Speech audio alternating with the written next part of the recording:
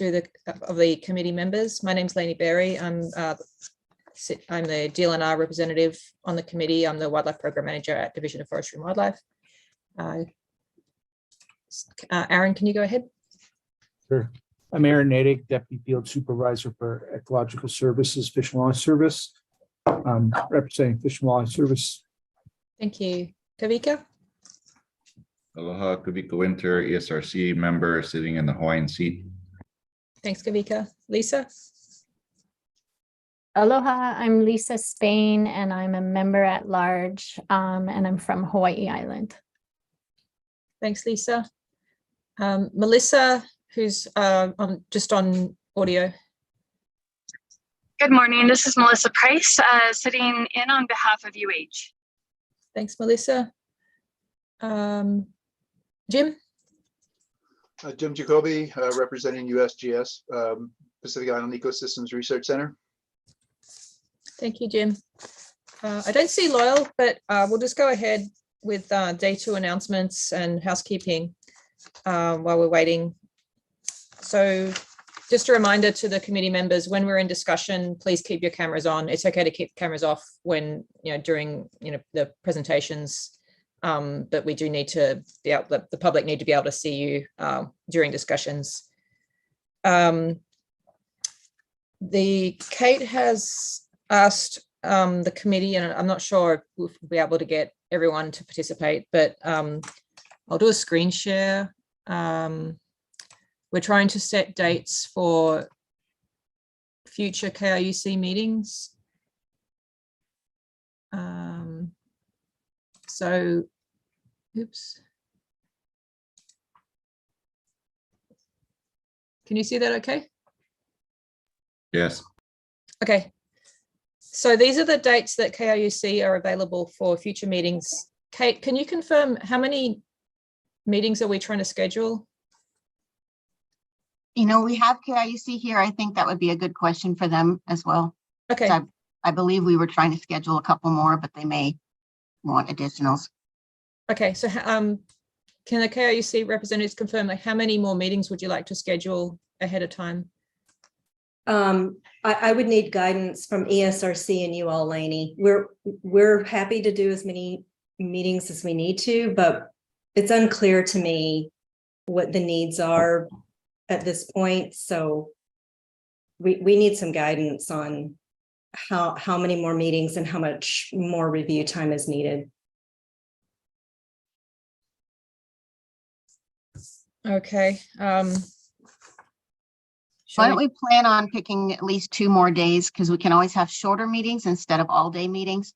So that way we can cover specific topics that the ESRC may want to do. And we know there's going to be more added to the HCP, like the 10th site. So we may want to go ahead and reserve dates to discuss that as more becomes known. And assuming this is an iterative process, we might want to try for an early one and then a later one.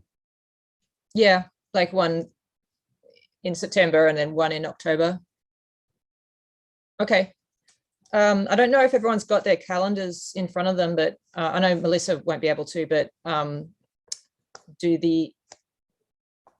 Kate, how do you want to do this? Do you want to just go around to the committee members and them individually confirm which of these dates they're available? Yeah, that has worked well in the past. If everyone's got their calendar, we just take 5 minutes and everybody looks at them and tells us which dates could work for them. And then okay. Oops. Oh, hang on.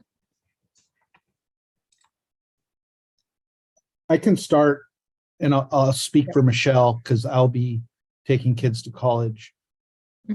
Michelle has availability that first section in September. The second group in September, she will not be. She will be in the Marianas.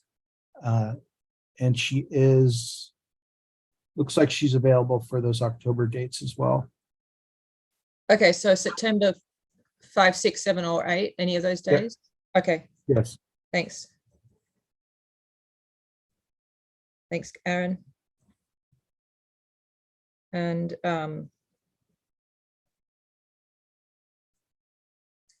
anyone else want to go I can go if it's 5 and 6 are out for me. 7th I have the morning, and the 8th I can do all day.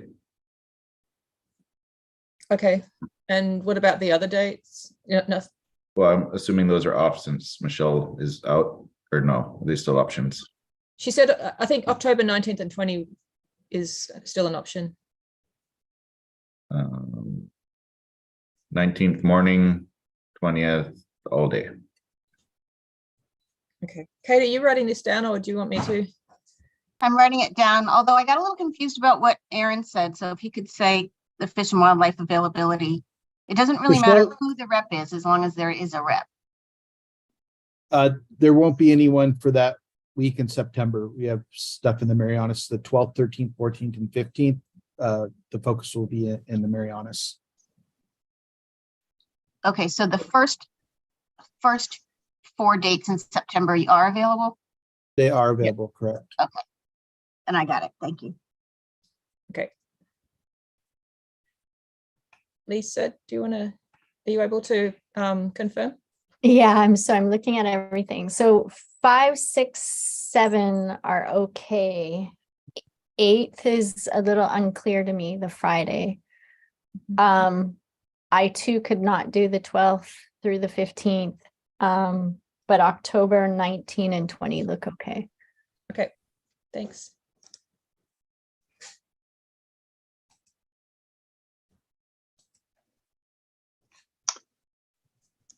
I think that's For USGS, yeah. I can jump in. Yeah, So I'm free for all series of those dates. I can't speak for Bob. And also we're probably going to be having a new person be our main rep, Karen Corteau, but I don't know what her schedule is as yet. okay. But I'm pretty sure that we would be able to have somebody at all meetings on all of those dates, on any of those dates, I should say, not all of them. Thanks, Jim. And I just saw Loyal has joined. Loyal, if you can firstly introduce yourself, and then if you're able to quickly look at your calendar and confirm if you would be available. We're trying to set a date, probably in the first row of dates and the last row, because it looks like the middle row is ruled out already. Oh, maybe he wasn't. Did someone let him in or not? Yeah. Okay, thanks. Hi, Loyal, are you there? I am here. Hi. Sorry. Yeah, can you just quickly introduce yourself? We're just done introductions. So if you can introduce yourself, and then we are also looking at dates for future KIUC meetings. We're trying to set 2 potential dates, although they may not be all day, depending on what's needed. Okay. And of these dates that you can see, we've already ruled out the middle row. So if you can just, you just have to look at the first row and the last row. Okay, thanks. So Loyal Meerhoff, I'm an at-large ESRC member. I know that the October dates are not good. I'll have to check on the 5th, 6th, 7th, and 8th. Okay.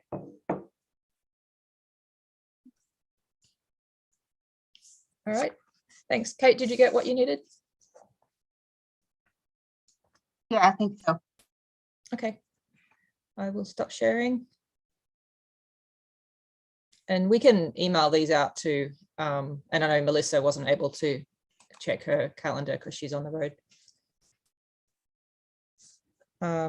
Okay, so we do have a big, heavy schedule today, so I will try to move it forward as quickly as possible.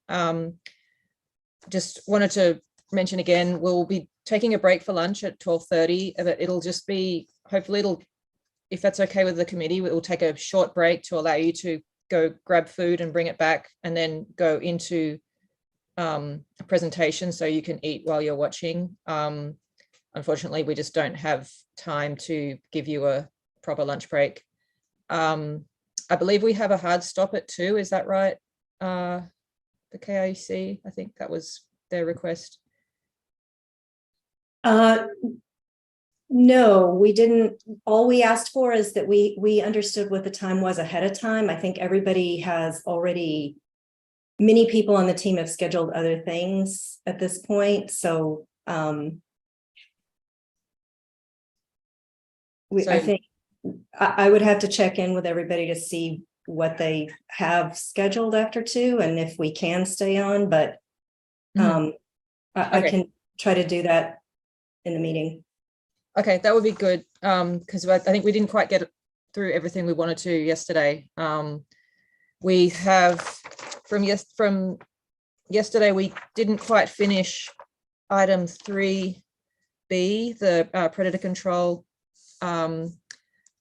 We had a lot of presentation. I'd like to ask if we can just go straight to the, in this and in all, for the rest of the agenda items, if we can move quickly through the presentations as quickly as possible, because the purpose of these meetings yesterday and today is to address the questions that have been raised by the committee in previous discussions, and that there was a slide that I think David presented for that particular agenda item with the list of questions.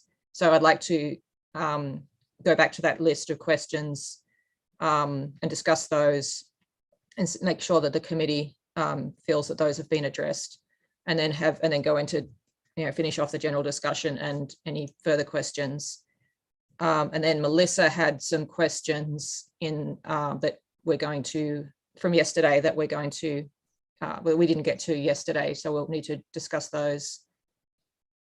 And then we'll go forward with the rest of the agenda items C to F. Does that sound okay? Okay.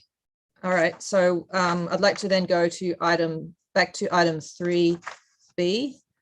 David, do you have that slide with the list of questions? I think that you had that, yes, showed that yesterday. I do, but the host needs to enable me to share my presentation. That's disabled right now. Okay.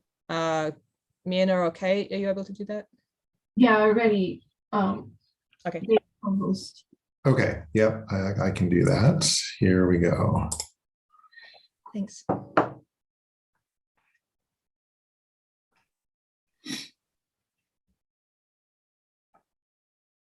Okay, so should we just go through these? I'm not sure, I can't remember who posed these questions. It was from previous meetings that were a little while ago, but oops. So I think we should just go through these and go to, I'm not sure if the people who, the committee members who posed these questions wanted to go through these, or we can just go through them one by one and discuss. Is that, how does everyone want to do this? Well, one possible thing, I don't know if KIUC, they were giving a pretty detailed presentation on predator control methods yesterday that I'm not sure they even got to finish, but if they have additional slides that were already designed to answer these questions, we might just want to get to that section. Okay. But no more data slides, please. I'm sorry. I think, Lainey, we generally agree with, let's just take the questions one by one. If we have information on slides, we will pull them up, but I hesitate to go back to presenting at this point. Okay, so we can go through, so I think my understanding, like I said, my understanding is these were questions that the committee posed in previous meetings and were things that the committee wanted to have addressed by KIUC. So if we go through these questions one by one, if KIUC has a response to each of these, and then we can discuss. Does that sound good? Do you want me to add the additional questions? The Melissa's ones that Melissa put out yesterday? Yeah, if they'll fit. I'm not, because I know they were quite lengthy, but they might need to go on a second slide. Otherwise, let me see. Yeah. Okay. And she emailed one after as well.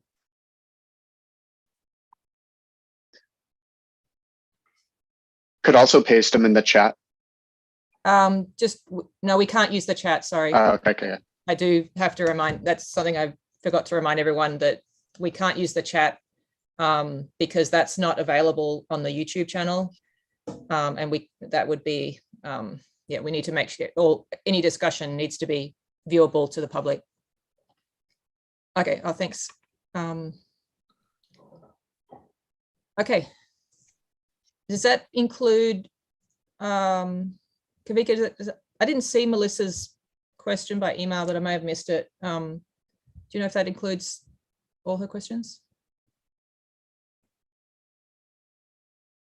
These are the ones I found on the chat. So if she sends something Yeah, else. the chat one, and I think an email she sent looked like, I didn't read it too well, but looked like there was two more, maybe a clarification of or rewording of one of her questions, and then another one she thought of. I don't think I saw those. Hang on. No, I didn't. I didn't see that email. Okay. Yeah, I didn't either. Okay, maybe it's just to me to make sure that they get asked. So Okay. I think my job's to make sure they get asked. So it sounds like we're on track. Okay, great. Thanks. Yeah. Okay, so let's just go through these one by one, and then we could go to, and then if Kavika, you can bring up the last question. So the first one is, how does the performance of predator control outside predator-proof fences compare with predator control inside those fences? So, yeah, we're looking for response from KIUC, and then we can discuss.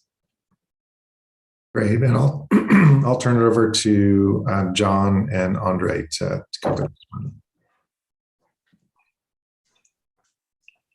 one. Good morning, all. I think this one looks like a pretty general question. I'm happy to answer how this ties into the modeling, but I think Kyle and Andre are probably best equipped to answer more general questions. Yeah.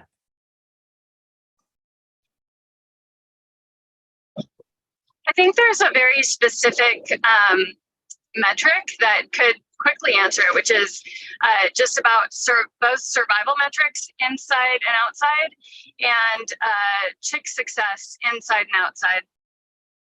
Right.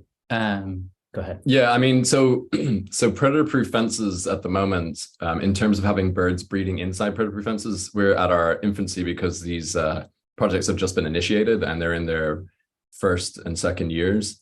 So we're starting to track birds into those sites. They don't actually have birds in them yet. Although actually Honopu now has a bird as of just over a year, has a bird utilizing a nest box. That's at A'o. And Hoakea has 2 prospecting burrows this year, which is in year 2 as well. So we're attracting the birds in. We got a lot of birds on the ground, but we don't have anything breeding yet, which is to be expected.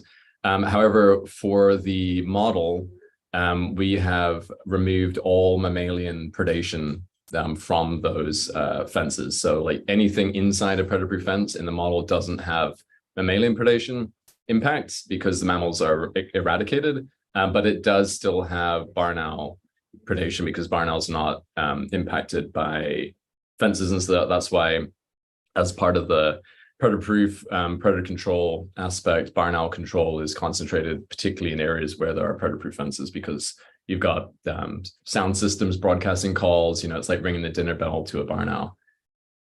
I don't know if that helps answer the question. I'm sure we'll see, considering the way that things are going with those fences and how quickly the birds are starting to recruit into them, I'm hoping we'll have information on reproductive success rate changes relatively soon, but don't have it right now. And I would add to that for the data that we have for the non-fenced, using quotes for the open colonies.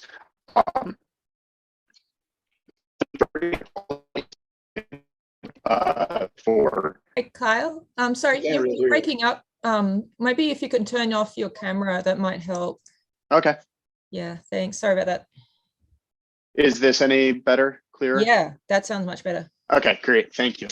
Cat depredation rates in 4 of the 5 Hononapali colonies have been 0 for the past 1 or 2 years. North Bog is the only site where we have had some level of cat depredation in recent years.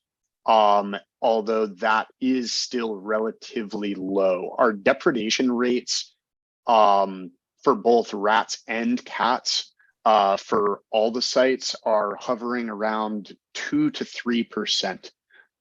So with the predator control systems that we have in place, these are, for an open system, these are very low rates of loss to these predators. And that, just to the metrics that I'm talking about, that is the number of depredated burrows over the total number of monitored burrows. So that's what I'm referring to. And that is not, those are not modeled numbers. That is just pure percentages from the monitored burrows on the ground. Again, cat predation for the most part is zero. Rat predation is more consistent at low numbers of around, depending on the site, 1 to 3%. Sorry, just for clarification, is a monitored burrow one that has a parent inside, or it's just a burrow that you check each year? So we, every single burrow that we find in the colonies, we're sort of in the region of, as kind of rough here, but something like 280 mules and maybe 1,300 Hawaiian petrel burrows at this stage across all the colonies, which is a fraction of the birds breeding in there. They're just the ones we found. For burrows that are safe to access, i.e. they're not going to put people's lives at danger when they check them, we check them, all of them, 7 times a year. And we follow the progress of each of those burrows throughout the season. And then we create reproductive success rates. We use 2 measures there. One is the number of chicks fledged from the number of burrows that were confirmed breeding. And then another one, which is number of chicks fledged and the number that had confirmed activity at the burrow. And then within each site as well, each of the burrows, each site has 30 burrows which are monitored by reconics cameras too, for more detailed information on predators and also the birds' activities. And that's one of the metrics which we haven't discussed, but rats per hour at burrows are also measured. And what we found is that as predator control has been initiated and properly maintained at sites using good natures, the rat visitation rates of black rats in particular declines rapidly and significantly. And Polynesian rats increase probably because the Polynesian rats are being held down by black rats because they're presumably being predated by them. But within the colonies, it's the black rat, which is the seabird predator at the moment and not the Polynesian rat. So that's, you know, from that perspective, not necessarily a bad thing. And then we have our predation rates are number of adults killed. That's great. Yeah. So just for clarification, when you're saying 3%, sorry, can you hear me okay? Yep. Yeah. Okay. Sorry. So for clarification, when you're saying 3%,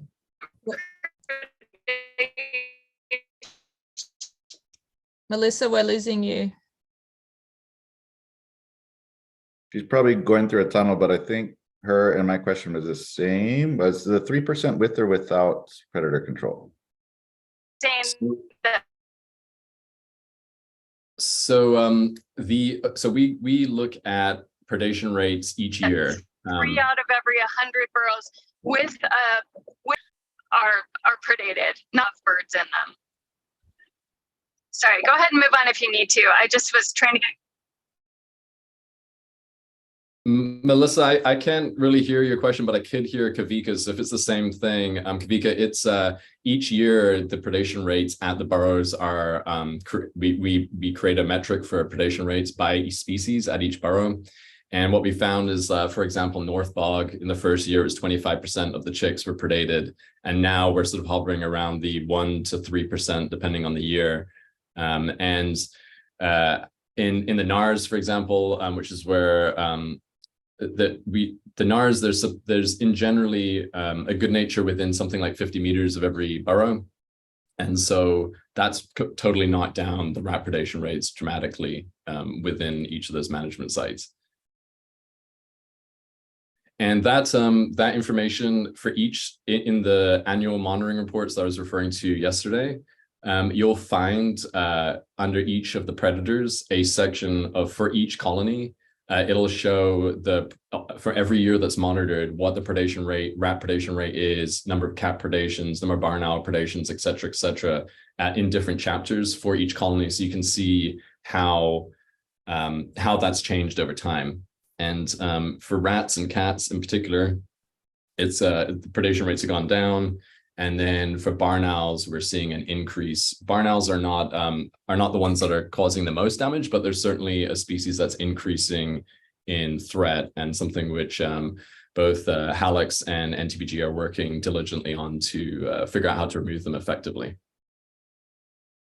And then the other species that we do see on the rise, but I feel like this is the specter of climate change raising its head, is bees, feral honeybees. Where this was in 2015, something which had never been recorded before. And we had the first one in North Bog, where a feral honeybee colony took over a Hawaiian petrel burrow and stung the adults and caused them to abandon. And now we're finding pretty much annually feral honeybee burrow takeovers, and we've had it in, I think, every single management site. So that's another one, which again, it's like one of these things which is a emerging threat, which both Hallex and NTPG are working on to figure out how to deal with those things and remove them. Thanks. Kavika, do you think, does that answer yours and Melissa's question? I think I saw Melissa gave a thumbs up. Yes, you give a thumbs up. The answers my question. Thank you. Okay, Jim, go ahead. Yeah, just to clarify, I mean, I'm very impressed with the predator control program out there, but could you just make a real simple comparison of numbers inside the predator-proof fence? Even though you don't have much data as yet, you would expect there would be zero predation.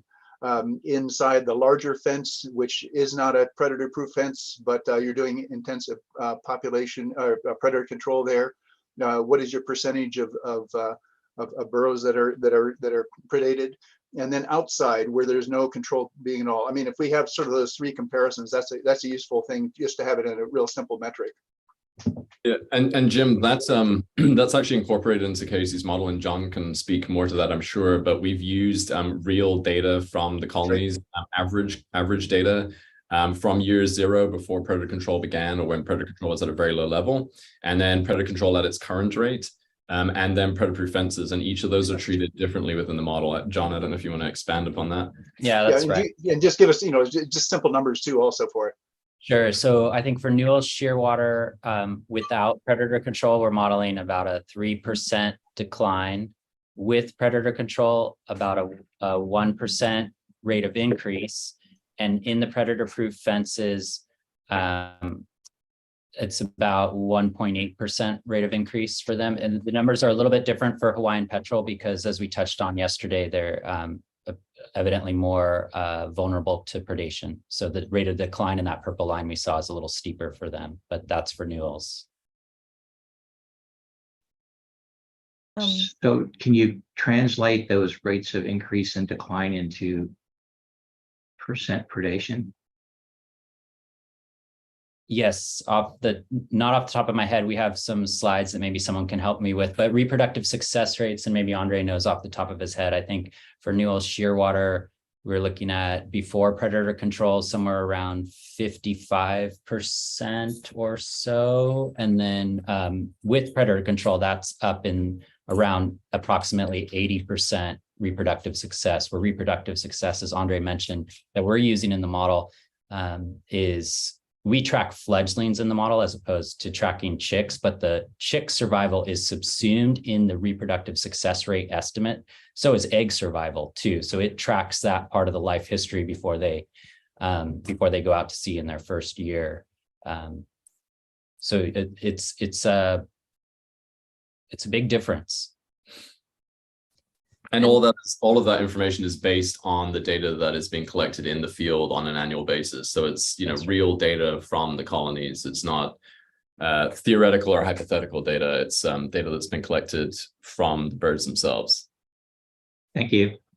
Do you take into account predation by pigs because inside and outside the NAR fences? Because that's also there'll be a difference in predation rate in the presence or absence of pigs. Yeah, so pigs are also treated as a predator because they are a predator. Mm-hmm. And they are a particularly bad predator in that when they kill a bird, they dig the whole burrow up and they'll eat everything inside. We've had in North Bog, pigs even get 2 adults in one go just because they dug the whole burrow up when the 2 birds are in there. And they destroy the burrow. So that's, not only if they go in and kill the chick or the egg, but don't get the adults also have that issue where their burrow is gone. But what we have seen is that pigs, because they are, and I guess I'll kind of bounce to number 3, that question number 3 about the expectation of eradicating pigs without ungulate fence being highly suspect. And what we've seen, and I'm sure Kyle can speak to this too, is that pigs, once they start being snared and controlled within the management sites, you never see them again. It just takes the removal of a couple of those pigs for them to abandon the management area as a whole. That's not to say they're not in the NAR, because they're certainly all over the NAR, although they are being actively controlled within the NAR as a whole now. But within the management sites, we just don't see them once they start being picked off. And that, again, like in the annual monitoring report under the pig section, you'll see like we did have some years at the beginning where pigs were a massive issue. Pahea was a really bad spot for pig predation, and also North Bog. But we haven't had a confirmed pig predation in probably like 5 or 6 years now. Sorry, go ahead, Andre. I was just going to say, it's not like you can't tell if it was a pig predation, because like I said, it's such a devastating attack that it's just like someone dropped a grenade into the burrow and the burrow is just obliterated with bits and pieces lying all over the place. So, if pig predation was ongoing, you would know about it. Yeah, and I'll just add to that is I think here we get into kind of a I think the question that we can eradicate pigs without ungulate fencing is, I think that is a good question, but it is a reminder as we kind of went through the types of fencing and Kavika's question about using wing fences to stop ingress, is that the upland Hono-Nepali, for all intents and purposes, one is ungulate fenced, although some of those fences are wing fences. And we have not detected a pig on any of our very extensive monitoring network in there since 2017. We still maintain snares at some of the potential ingress routes. And I know NARS NEPM, we coordinate with them, additionally maintains a snaring effort in Hono-Nepali. We make sure we're not double efforting anywhere, but we haven't seen sign of pig, we haven't detected pig, we haven't caught pig since 2017. And this actually includes some of the exploratory efforts that we've been doing recently in choosing a new site. If there are pigs in the upland Hono-Nepali, they are very, very rare and very, very dispersed, almost to the point that they are functionally gone from the area. We know there are pigs in the lower Hono-Nepali, down below the cliffs, down along the Kalalau Trail region, because the Hono-Nepali does go coastal, but that is below those very steep ridges, and the most accessible of those ridges do have wing ungulate fencing going across them. So then all 9 of your areas you are considering pig-free? I think I would say that. I'm not sure about from the modeling perspective, but yeah, there's functionally no pigs in those areas. Loyal, sorry, Kyle, I'm going to just disagree with you here in one aspect, and that's Honopu. Because Honopu is, it's a new site. The fence has just gone up, so there are pigs there, but I mean, that's an active pig control area with extensive pig control and a fence around it now. And inside the predator-proof fence at Honopu, the social attraction site, on our cameras, we had a lot of pig activity there, like lots before the fence went up, and we've had no pigs since. So I would say that's the only site where there are pigs right now. But everywhere else, totally agree with Kyle. Like they're just gone. They're not there anymore. And I would say that the reason that there are still pigs in Honopu is because the ungulate fencing at Honopu was just completed this year, and their NARS is still completing its management effort in there. But I see no reason Honopu is smaller than Hononapali, and has a very similar, if not exact same fencing style going up around it. I see no reason that Honopu would not follow a similar pattern of kind of functional removal, a complete removal of pigs in the next few years. Thank you. Lisa, go ahead. So just for the purposes of the HCP itself, the draft, I'm just curious if there's a really good representation of what we're talking about in maps in the HCP, because I've had a lot of challenges tracking like which unit. And then as we're discussing today, we're also referring to the name of the NAR pretty regularly. And I believe the NAR holds several of the units, the 9 conservation units. So I think it becomes very challenging to understand the unit name as it's defined in the HCP and its status in terms of fence type control. And I know there's like maybe one table, but it's a little tough to follow when we're referring to the name of the NAR as opposed to the name of each individual unit. So I just would want to be sure that that's clearly mapped and described in the, and maybe refer to me the page in the map that best represents that. But I've been challenged to track the unit status throughout our conversations. We actually have a table in the slide deck, Lisa. Would you like us to pull that up now?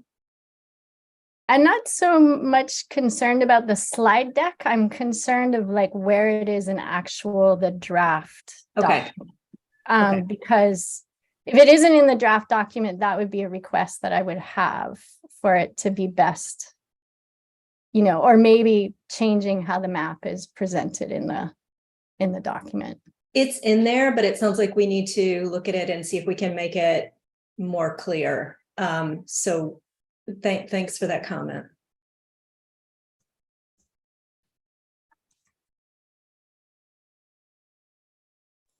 And Lisa, I would suggest going to figure 4-6 in the draft document. So that's in chapter 4, figure 4-6. And then paired with that would be table, just below that figure, table 4-4 and table 4-5. So that describes the size of each site and then the management actions and fencing proposed at each site.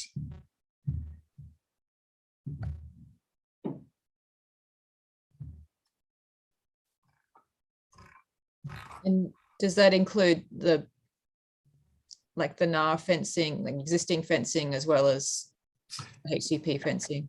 It describes in that section what fencing is existing, what fencing is under construction, and what fencing will be built very soon. Yes.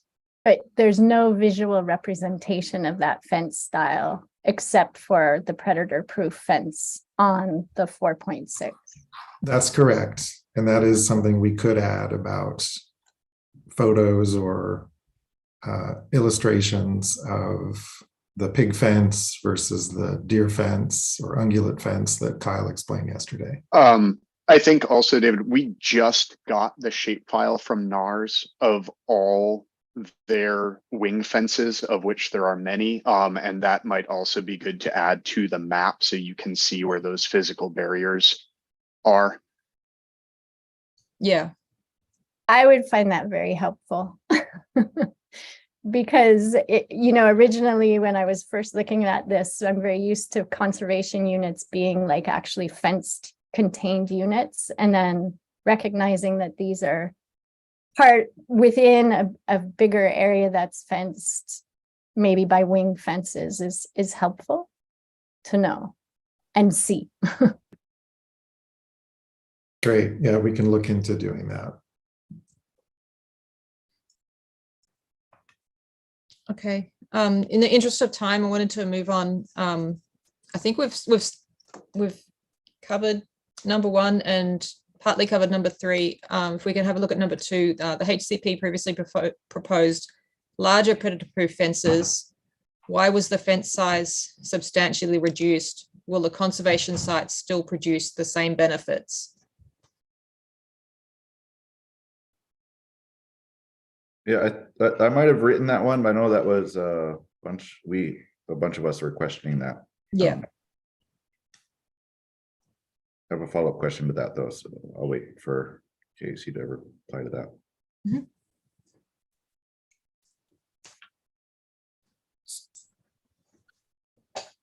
Go ahead, Dawn. So I can just speak to the feasibility assessment that was done.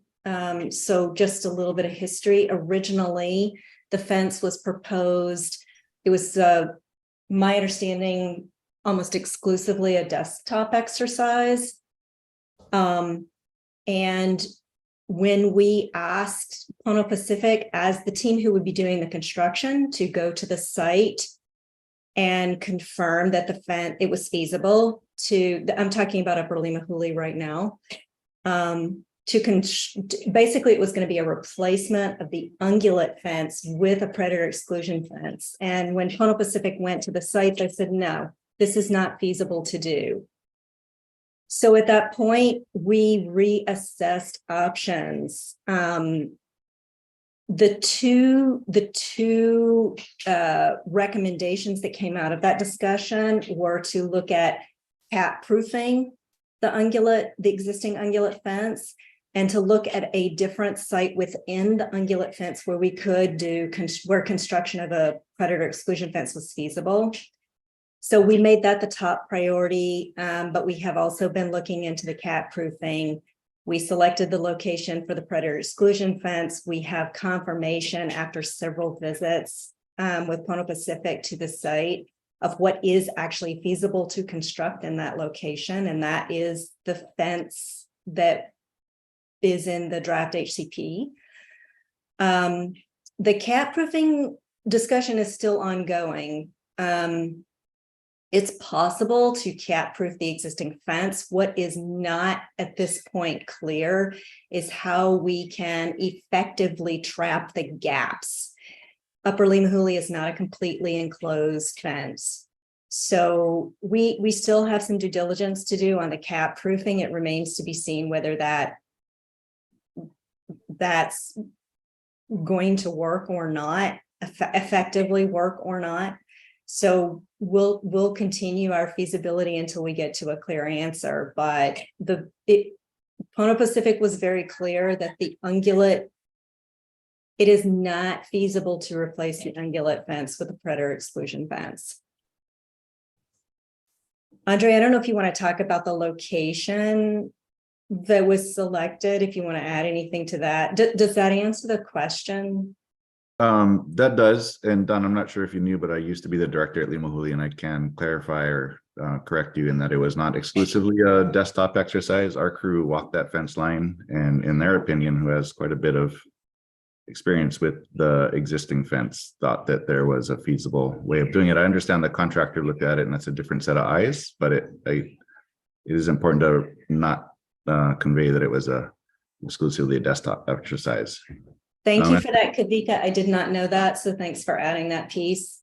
Yeah, and then before Andre jumps in, I was in Limahuli last week, and I had a chance to talk to some folks. I'm like, hey, what's up with this? Because I never heard a story about what happened. I just saw this new HCP with a much smaller fence, and I was like, what's your guys' perspective on this? And like, honestly, I don't know if that smaller fence is going to do much. I think it'll be a lot smarter to do a cat-proof fence in the upper third of the valley. So I think it's interesting that what the people on the ground in Limahuli think are not what's reflected in the HCP.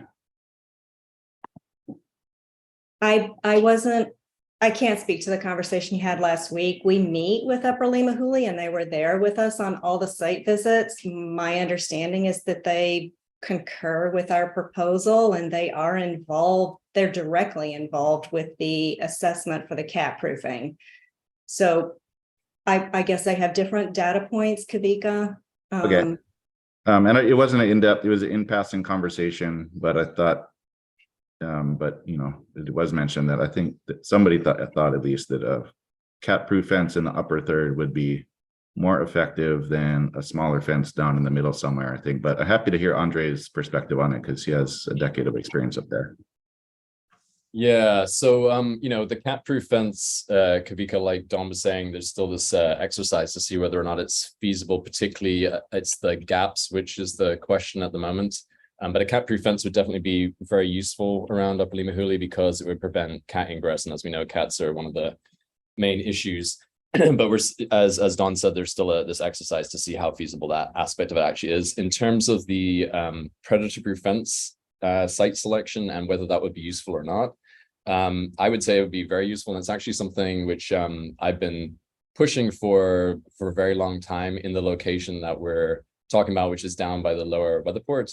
And that area, basically the concept is firstly, you know, because of all the Iniki hurricane damage, there's a lot less ohias, a lot of dead ohias there. So the vegetation is not as good as the upper part of the preserve. And there's fewer birds in terms of density in that area. Most of the mules and Hawaiian petrels are further up from sort of the middle LZ on up is where, you know, most of the concentration is. So the concept of the predator fence in that location is to take an area where there's fewer mules already. There are some inside the fence. We found, I don't know, maybe 5 or 6 burrows, but they're pretty dispersed.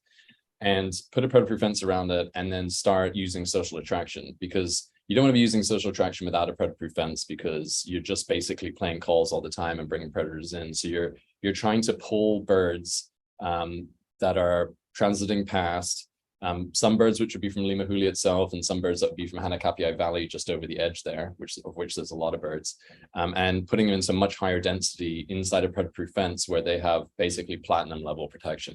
So that's where they're not going to be hit by any mammalian predators, no rats, no pig. Well, there's no pigs there, but no rats, no cats. And then that's also an area where NTBG focuses most of its barn owl activity, barn owl hunts. That's like the main barn owl hunt area.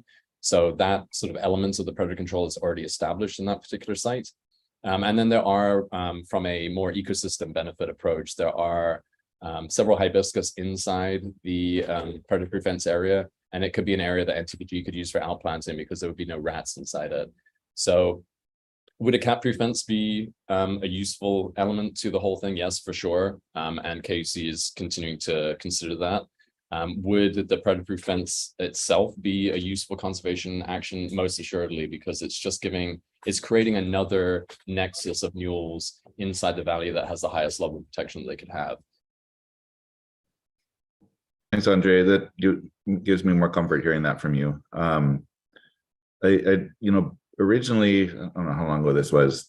I left there in 2018. So back at least then, and moving forward a bit beyond that, there was, you know, KUC was in discussion with the landowner in Upper Manoa. I understand that fell apart, but at one point in time, there was talk of a predator-proof fence that joined Upper Limahuli and Upper Manoa into one large area.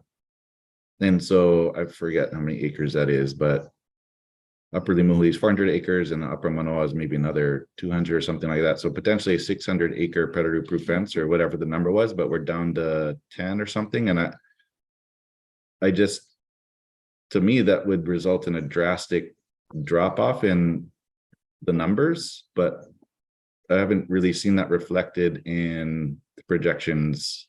It's like the same projections with the fence that's vastly smaller. So maybe somebody can help me understand the math there. Enter modeler stage left.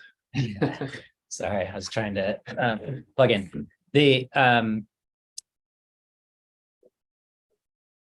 In essence, predator control, given the estimates that we were plugging into the model, is really effective. I mean, I think like Kyle mentioned yesterday, it is something of a fence into itself. And so if that's the case, and you have a rate of increase of 1% from predator control alone, you get benefits from the predator-proof fence, but it's maybe not as much, at least mathematically, as you might think otherwise. Of course, we don't have data from the predator-proof fences yet. So, you know, we're making assumptions about the predation rates there, the reproductive success rates there, but there really isn't much more room for reproductive success rates could, in principle, be 100%. I don't think that's biologically realistic. So if they're already at about 80% for Newell's shearwater, you know, the question is how much more do you think that they could go up behind a predator-proof fence? So we get that, you know, a little less than 1% difference in the rates of increase. But I think one of the benefits of the predator-proof fences too that's in the model is that through social attraction, we're modeling dispersal from other areas that don't have predator control, in particular Wainiha and Limahai valleys. So those birds come over and you do see the lines in the model through that dispersal increase at a greater rate than the 1.8% that I quoted for internal recruitment alone. So I'm not sure if that totally answers your question, but in essence, predator control is really looking very effective. So and we're modeling a really low rate of maximum increase. So there just isn't a whole lot more room mathematically that you can go before you bump into that ceiling of the maximum rate of increase. That's kind of helpful. Thank you. So previous calculations were including Upper Manoa. Is my assumption is there's no longer, that's off the table now, and those aren't including KUC's numbers are not including what was previously included for Manoa Valley, Upper Manoa. Upper Manoa Valley will not be a KIUC conservation site. That's correct. What we did, because we don't have Site 10 identified, what we did is we essentially set a bar for Site 10 that has to either have the same metrics as Upper Manoa, the same bird population, existing bird population, and the same metrics that we used for Upper Manoa. Site 10 would either have to have those numbers or greater to meet the objectives. That's how we used Upper Manoa in the modeling. But it's not going to be a site, it's simply a set of metrics that we need to either find in Site 10 or find better than in Site 10. Okay, that's helpful. Thank you. So one more question about the predator-proof fence. So was it the entirety of Upper Limahuli that was not feasible? Were there a couple of key spots? And I'm trying to understand the process that went from Pono Pacific's visits to this tiny, well, relatively tiny fence. So Andre, you're going to have to weigh in on some of this because you were involved in the actual site visits. I wasn't there, but here's kind of overview of the process. Kavika, Pono Pacific went to the site. They said no, replacing the fence, it's not feasible. So then the team, which included Upper Limahuli representatives, Pono Pacific representative Andre, and Trey Menard, who works with me, went to the site and assessed the site, in the whole large site, for what is a good location for a predator exclusion fence. And then the site where the fence is being proposed was selected. And I think Andre spoke a little bit about why that site is a good site. And there are topographical constraints to this that limit the size at that site. So I think the last visit just happened, was earlier this year, when Upper Limahuli and Pono Pacific and Trey went. Andre, I'm sorry, I can't remember if you were on that trip or not. And they actually ended up taking out a section. They thought they could fence, but they determined, no, they can't fence that additional. They were looking to expand, basically, and decided it was not feasible to expand. So. Okay, that's helpful. Thank you. I see Loyal has his hand up, so I'll yield to him. Yeah, thanks. Couple questions on that. I mean, I'm confused, but I have been many times. The bump up between a predator control without a predator proof fence and a predator proof fence, if I'm understanding right, it was about a 0.8 increase or something like that. But when we were talking yesterday and you showed the graph on, what percentage increases mean as far as the modeling goes, it looked like that was still pretty big bump up. Yep. Yeah. So I mean, that's not trivial, going from 1 to 1.8 increase, right? And you can see it in the plots by site, right. too. See kind of a hockey stick shape. Then there's immigration going on. So the 1.8% is through internal recruitment. So the rate of increase actually is higher than that from immigration. And I don't have that off the top of my head, but we do have tables. Yeah. So what I'm just saying is that seems like that bump to getting to a predator proof fence is actually pretty big. So I wasn't getting that impression from today's discussion. So I just wanted to make sure I was understanding that right. I think we need to. So I think the results are. I didn't mean to cut you off, Loyal. That's okay. I can be cut off. Right. So keep in mind that when we're saying, I think in the model, some sensitivity runs that we've done were in particular to one predator-proof fence at Upper Limahuli. It wasn't all four.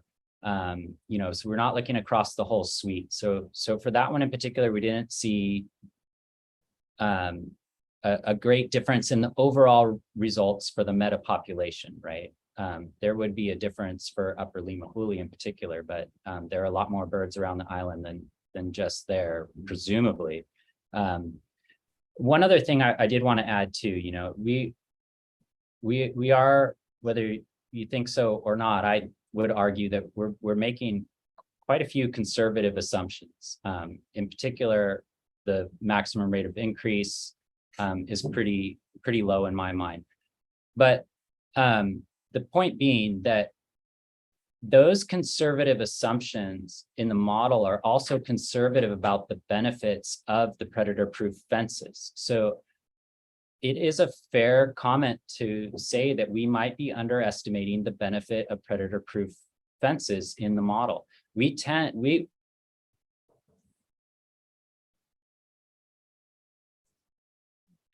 I don't think this should be a shock, if that makes sense.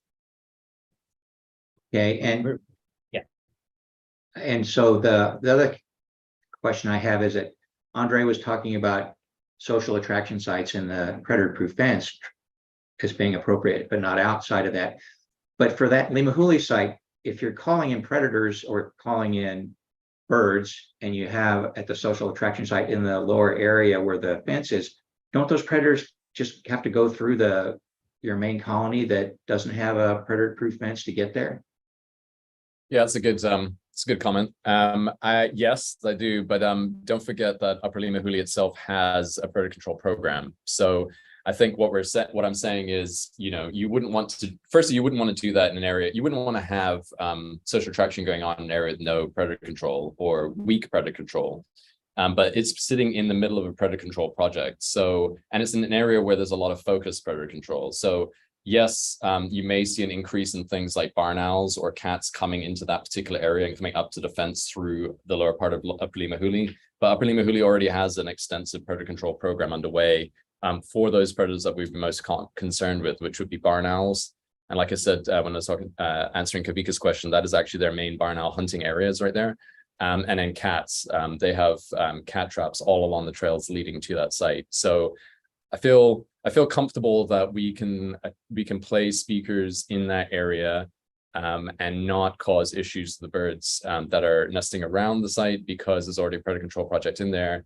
And then you have this added benefit of, if you look at the map, if the map was blown up and you had a better look at where Upper Limahuli, it's where the predator-proof fence would sit in Upper Limahuli, it abuts the edge of the Hanakapiai Valley itself. And so by having speakers up near the top there, you'll also be bringing birds in from the Hanakapiai side, not the management side, but birds along the Hanakapiai Valley. And there's no predator control for those birds. So you'd have this additional benefit of pulling birds in from a particularly totally unprotected area as well. So as your population is expected to increase over the next 30 years, how do you expand out the network of predator control to cover the new expansion sites, population growth areas? The management sites size stays the same, and those management sites haven't changed in size for years now. But predator control within the HCP remains at the same level throughout. So you have your predator control over the entire conservation area. Yeah, each management site continues to have predator control at the same level. Okay, all right, thank you. Yeah, and just to on that note, and this is a totally anecdotal on the ground observation, I think Andre can speak to this too, is the birds tend to dense rather than expand. And we've been seeing that on the same trails that we've been walking through these sites for the past 10 years. Is there are more and more birds on stretches of trail within the sites that are just, they're packing in, which seems to be their style as they come back in greater and greater numbers. Yeah, I mean, their current distribution in these all of these areas is a function of all of the threats that they've faced over time. So they're in a very low density compared to what they used to be. All you have to do is look at a wedge-tail colony to see what puffinus species in particular the densities they can nest in. So, you know, one of the benefits of having a predator-proof fence is that you can pack them in a much higher density because you're basically excluding all mammalian predators. And I think that's, you know, I'm a strong proponent of predator-proof fences. I think they're great. And that is one of the benefits, is you can have these additional conservation actions in an area where the birds are protected. And then certainly things that can't be modeled, but like if something like COVID happens again and people are blocked from going into the field, you've got months and months and months where these birds remain behind a wall, even if there's no humans there. And things like mongooses and so on, if they were to ever get onto Kauai, at least again, you're blocking anything like that from getting into these sort of platinum level protection areas. Yeah, definitely. I think, and this is again an unmodeled thing. The one from my perspective as a predator control manager, one of the best things the fences add is capacity and resilience to the management at these sites, because exactly as Andre said, it gives us more time to deal with new threats or deal with gaps in our ability to get into the sites and manage, whether it's from COVID to whether helicopters being down for a week or something like that. The predator-proof fences add resiliency to the management effort there. I had a question for Dawn about the cat-proof fence. If that, you mentioned they're still exploring options for putting retrofitting the Limahuli fence to make a cat-proof fence. If that does go ahead, and I understand that I don't know the map in front of me, but the predator-proof fence plan is within the Limahuli site. Would you still proceed with the predator-proof fence inside the cat-proof fence? Lainey, I'm sorry, I don't have a clear answer for you right now. It kind of depends on what they come up with in terms of closing those gaps. With a trapping method that everyone who's evaluating the plan agrees will be effective. That is a pretty key element to me. And the value of social attraction is, Andres mentioned that without the predator exclusion fence, we would not be conducting social attraction at Upper Limahuli. So I would really need to see the results of the cat proofing feasibility and a predator control plan for those gaps. And as a team, I would need everybody to weigh in on pros and cons. We put the predator exclusion fence in the HCP in the draft HCP, because at the time we wrote the draft, we did not have it was not clear that the cat proof fence was going to be feasible with closing those gaps through trapping. So yeah, that's what we know today. Yeah, understood. So, you know, we would need to discuss that with the agencies. I mean, we would not make a change like that without evaluating the pros and cons with U.S. Fish and Wildlife and DOFA as well. So I think that's a big question. I okay, that answers my question. I just wasn't, okay. yeah, okay. I wanted to know if it had already been pre-decided if the if the cat-proof fence was going ahead, then you would ditch the predator-proof fence inside, but that sounds like it's not decided. So that does answer my question. I will say, sorry, Jim, I know you got a hand up. I would have a hard time. I would be uncomfortable with accepting that a trap line would substitute for a fence for cats. Cats would get around any trap line, I would think. But anyway, that's for another discussion. Go ahead, Jim. Yeah, I've just got a question. It's more of a procedural question and so forth. This has come up on several other HCPs, safe harbors, and so forth. Is how to parse out the credit for the response that comes in areas where actions are being done not only by the applicant or the permittee, but also by others. In a case like this, I mean, is KIUC fully funding and did you fully fund the fencing that went on in Limahuli, in the NARS areas and so forth? These are areas that you're managing, but they're already an overlay of actions that have been very critical to helping enhance the productivity in those areas there. How is that being parsed out somewhere in the modeling in terms of the credits? Just generally, Jim, there is no credit specific to constructing fences. All our metrics are not based on, there's no specific credit metric for building fences or maintaining fences. It's the ability, the metrics are tied to maintaining low predation rates or no predation rates, depending on the fence, and maintaining high levels of reproductive success. David Zippin, I don't know if you can speak more specifically to that. Yeah, I mean, in terms of credit, KIUC is only claiming the benefits for the conservation sites that they are funding. So in some cases, Jim, you're right, the fences may already have been there, but KIUC is taking over all costs for management and maintenance of those fences. And over a 50-year period, that's substantial. There's a lot of fence repair. We budgeted for complete fence replacement several times during that 50-year period. So that will be KIUC's responsibility. And then, of course, all the costs of the predator control efforts that Kyle described yesterday. Just one clarification, that what David is speaking to are the predator exclusion fences at Pohakea, Honopu, and the two new constructed fences.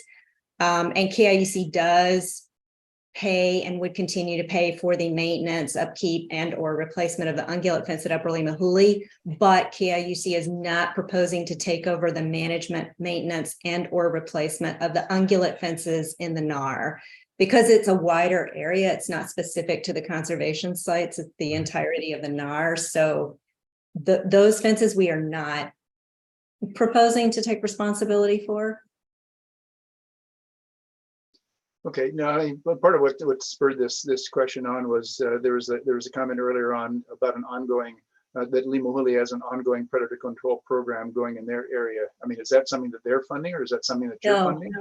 KIUC has been funding that since 2011, okay, and we are proposing to continue. All of these sites, every site in the HCP, KIUC is either currently funding or will take over funding. Like Honopu is the only site we're not currently funding, and we start funding the monitoring of that in July, and we start taking over predator control and fence maintenance in September.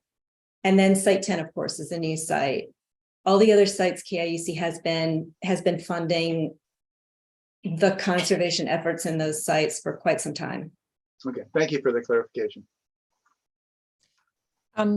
I did want to move us along because I know this is a really useful conversation, but we do need to get through the agenda. So I wanted to move us. I think we've addressed number 2. We've started to touch on the next, like Melissa's question. I think we covered number 3 more or less, unless there's anything else that KRUC wanted to add to that. Or anything from the committee on that one. I'm not sure who asked that question originally.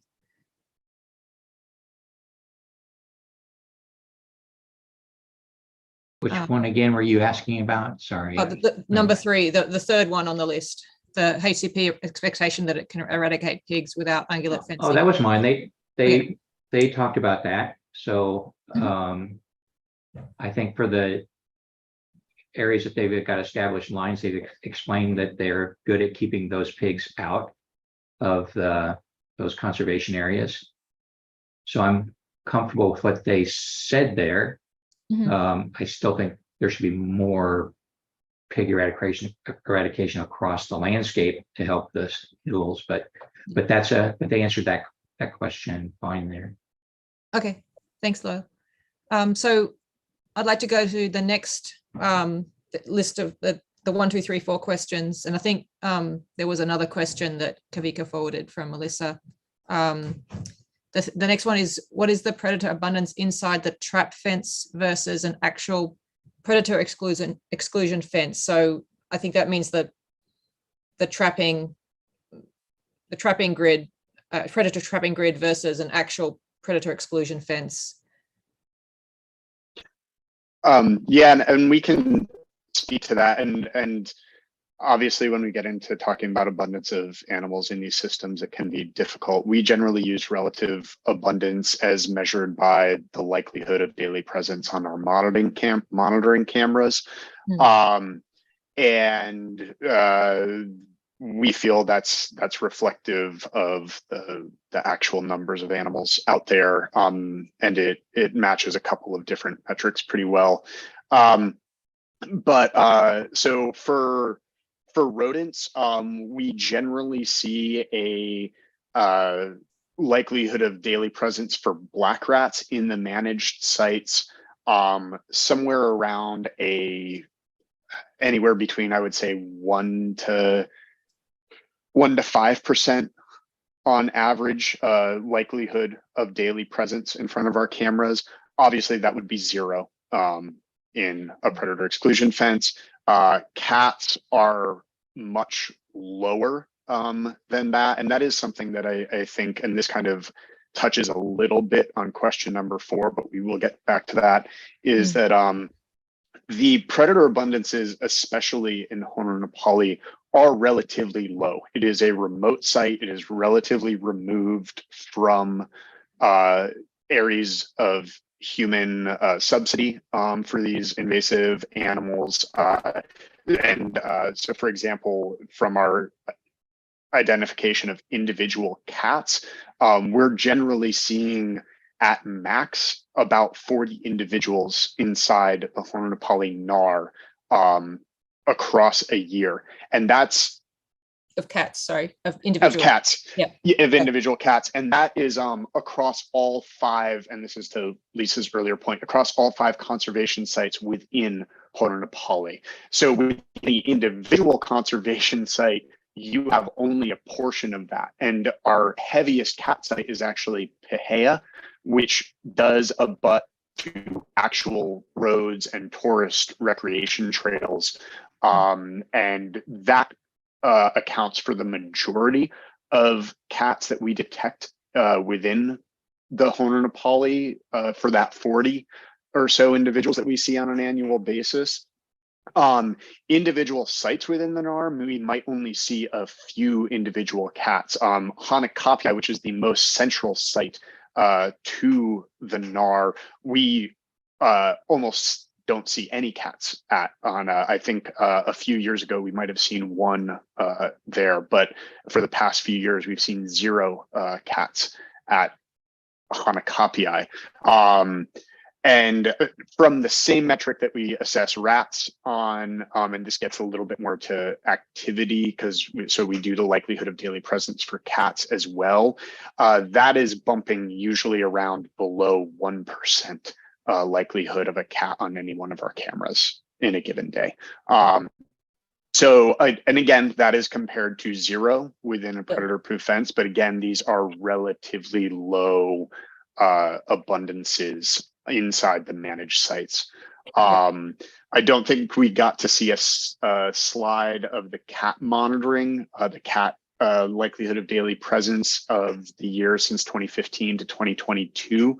But you can see some of the sites have started low and maintained low, and those are the central NAR sites. But the perimeter NAR sites, specifically Pahea, and when we do separate the Alakai Swamp portion of trail out from Pahea, which we kind of use as an ingress trapping site, those started at close to 4% likelihood of daily presence. And again, those are all around under 1% today. Many of them a fraction of a percent. Mm-hmm. Okay.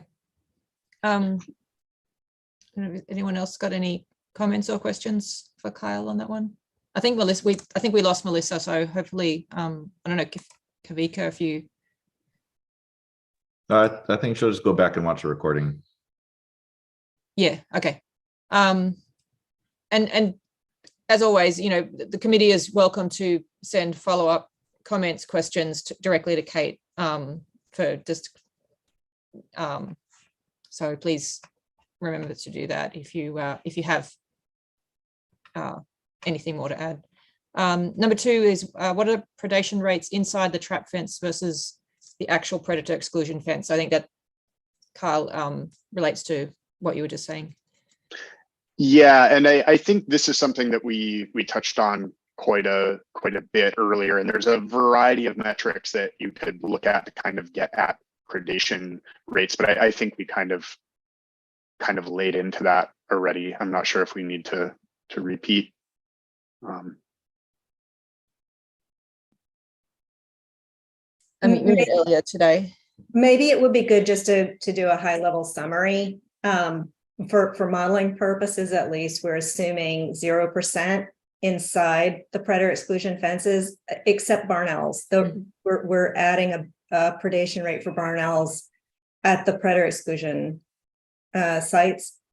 And I believe it's, John, correct me if I'm wrong, is it 0.3? What's the percent of predation rate we're using for the sites outside of the predator exclusion fences? So breeding adult predation outside of the predator exclusion fences, 3%. And then it's an order, sorry, that's without predator control, I misspoke.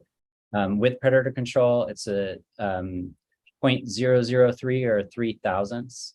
So it goes down in order of magnitude. And then like you mentioned, Don, and Andre mentioned earlier, we set that to 0 for terrestrial predators. We don't model barn owl control, which I think is maybe another conservative assumption that stays constant, like was mentioned before, whether you're inside or outside the predator exclusion fence. Another one I wanted to tack on, because I think Loyal's question is really good about, you know, why in the model are we not seeing a bigger difference sort of inside and outside the predator exclusion fences? And you know, we are assuming, I think based on, Andre might correct me, some data from New Zealand, what the immigration rate from social attraction will be into those fences. So we assume that there will be no birds immigrating in for the first 5 years. And that doesn't look to be the case from Honapu. What I'm hearing this trip is that there are already birds on the ground. So that's another example of, I think, a way that we might be underestimating the benefit of the predator exclusion fences. But yeah, I don't know if you wanted to add anything. Yeah, I mean, we looked at multiple social attraction sites, Hutton Shearwater in New Zealand, Bermuda Cahao in Bermuda, and it was Fluttering Shearwater in New Zealand also. And those 3 sites, they didn't have their first breeder until year 5. So we've sort of modeled, we've had the models sort of track the trajectory of breeding populations within the social attraction sites to match those 3. But certainly both Poakea and Honopu are well ahead of the curve. Like I said, we've got one bird using a artificial nest box, and A'o using an artificial nest box in Honopu at the beginning of the 2nd year, and 2 prospector burrows, natural burrows inside the Poakea site in year 2. So I'm hoping that we're going to see that curve actually increase more rapidly than what's currently modeled. And just a reminder that the predation rates for the areas outside of predator exclusion fence that with predator control come from the actual data from the sites. Okay, I was just going to ask that. So the 3% you mentioned, John, what is that exactly? 3% of nests get predated? Yeah, I'll let Andre speak to it, but that's for breeding adults, right? So that's most likely going to be cats. Chicks would be rats and cats, but they're going to be different. Reproductive success rate will catch the chicks. So you have some differences in reproductive age classes, predation rates by age classes. And like Don said, that's coming right from the cameras, the Reconyx cameras and the burrow monitoring. And I think just to touch on the difference of those 2 metrics, and it's oddly confusing because the numbers end up being very similar. When we're referencing burrow depredation rates, and that is any loss of a burrow, either loss of a egg, a chick, or an adult, we're seeing generally within the colonies about 3%.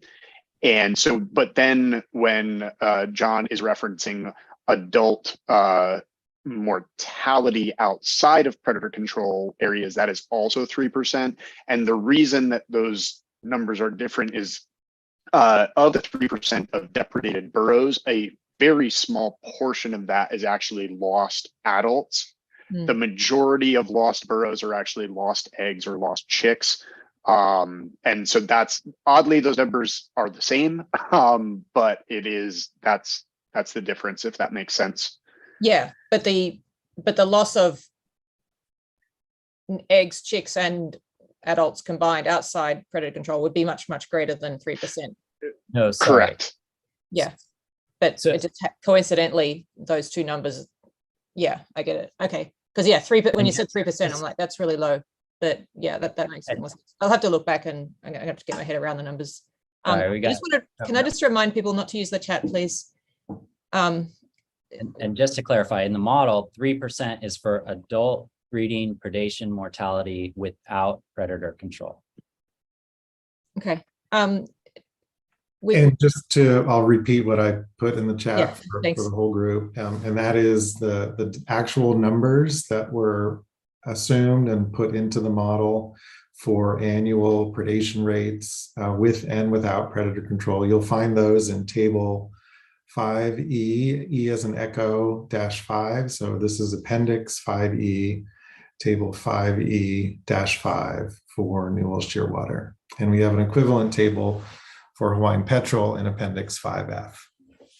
Okay, thanks. I just wanted to keep an eye on the time. This is a really good discussion, but it is, I do want to move us along. So the next question is, how do we have assurance that this level or better of predator control will maintain into the future? I believe that means the trap fence predator control. And then it could also apply to the predator exclusion fence, because predator exclusion fence, this is coming from me, sorry, but a predator exclusion fence needs to be maintained. Like the minute you get a tree fall or something, as Kyle mentioned yesterday, you know, it's never 100%, has to be monitored and maintained. So yeah, anyway, so do you want to take I'm not entirely sure what the question is asking. I'm not sure if it's asking what the agencies are going to do to confirm that this is happening, but the commitment is to maintain. this level of predator control outside the fences and to maintain the predator exclusion areas as necessary to keep the fences intact and address breaches if they should occur. So if it's a, if it's a question getting to how the agencies are going to be checking on that, I would just defer to U.S. Fish and Wildlife and DOFA, but we do have the commitment to maintain this level of control throughout the program. Yeah, and I would add that there are other assurances provided as well. One is just simply the monitoring program, which does include the kinds of trapping and fencing monitoring that Kyle described yesterday, that they'll continue to do. There's also funding assurance provided in the HCP that is a finding that both Fish and Wildlife and DOFA need to make in order to issue their permit and license. And that funding level, we're very confident about because there has been such a good track record of doing exactly this. So we know how much it costs. So KIUC can be assured that we've estimated the cost accurately, and therefore they can provide the strongest possible funding assurances. Okay. I want to move us along to the next one. Thoughts on whether this level of effort was implemented in the southern colonies? Would they persist into the future? Oops. Or are the power line mortalities high enough so they will decline to zero? Sorry, I can't read the bottom. Where'd it go? Yeah, high enough would they decline to zero no matter the predation? Yeah. Predator mitigation. Yeah. I think because I think this is partly a monitoring question, but also a question regarding would the type of predator control we are doing in Hononaupali, which, as I mentioned before, is a relatively low abundance predator site, would it be as effective in the southern colonies, which, as we discussed yesterday, have much higher abundances of predators? And I think it would be ineffective to a level, and I just don't know that we know the level, because again, we're basing, when we talk about the predator control in northwestern colonies, we have 10 years of data showing that this type of predator control and this strategy is effective at the levels. And we really have no idea whether it would be as effective to the level it is now in these colonies. And that's not even addressing the issue of the additional power line mortalities or the additional light attraction that the birds going to these colonies might be dealing with. And so I would say from a predator control efficacy standpoint, and are we able to reduce cat presence to that 0.25% that we see in Hononaupali? Are we able to reduce rat presence down to a 1 to 5% daily likelihood?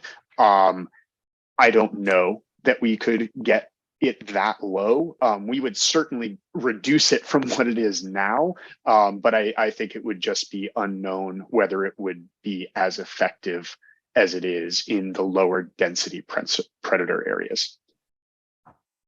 Mm-hmm. I guess I feel the need to just remind everybody that we don't, it was not our choice to focus conservation in the northwest corner. Both DOFA and U.S. Fish and Wildlife made that as a requirement for us. So we really aren't in a position to consider sites in the rest of Kauai unless the agencies have changed their mind or that strategy is shifted. I'd also like to expand upon what Kyle said there about, I mean, it's not really an apples to apples, oranges to oranges comparison with those colonies. They, it's not just the higher levels of predation and predators that are almost certainly evident there. They're also heavily degraded areas with high levels of invasive plants like ginger and all sorts of lowland invasives.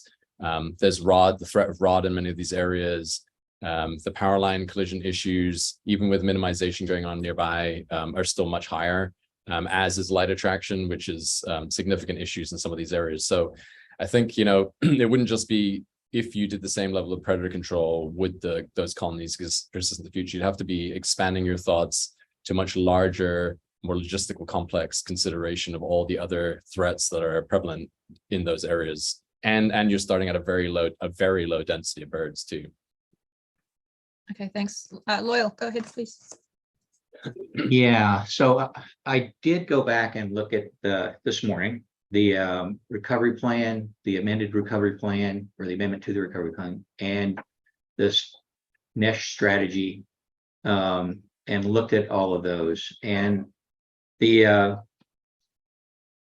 40-year-old recovery plan doesn't provide much of use. The amendment just gives you some ideas of what to do and kind of what not to do, so to speak, and set a meta population for each of 7 islands, I think it was. The strategy was more detailed. It didn't go into recovery targets or anything like that, but it does talk about what Aaron was mentioning somewhat yesterday on focus on non-light areas, and that's where the primary focus should be. It does not say the northwest part of the island. It says, non-light areas and good habitat, and those are scattered not throughout the island of Kauai, but over a fairly good chunk of it. So it's not just exclusive to that. But when you look at where the best areas are, this HCP is focused in some of those best areas along the Nepali coast, but the strategy itself does not say that it has to be restricted to the northwest. It says start in the non-light areas and expand out as opportunities exist. So the agencies can say, for this HCP, we think it should be in this area because that's where we get the biggest bang for the buck. But there hasn't been any official, at least that I could see in those documents, saying that it's only going to be in the northwest part of Kauai that we're going to do recovery for the species. But Aaron probably can weigh in on that.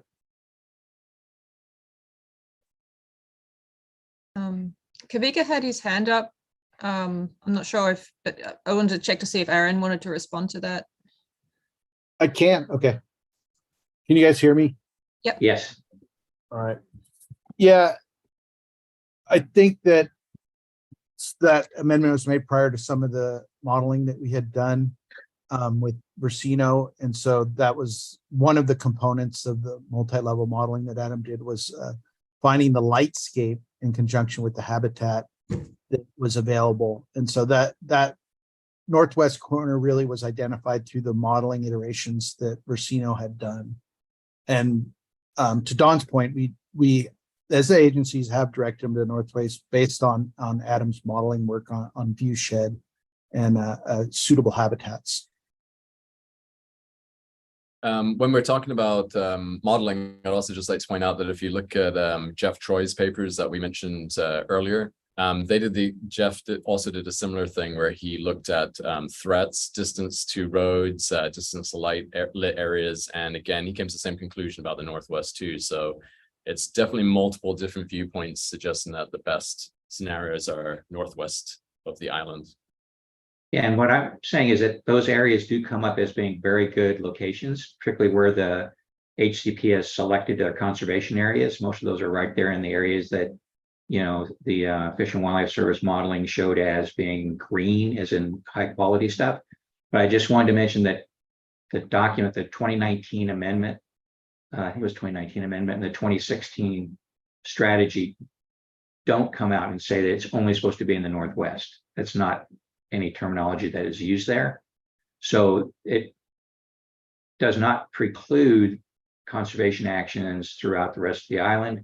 It may be best for this HCP to focus on the northwest areas where it currently is focused. That's okay.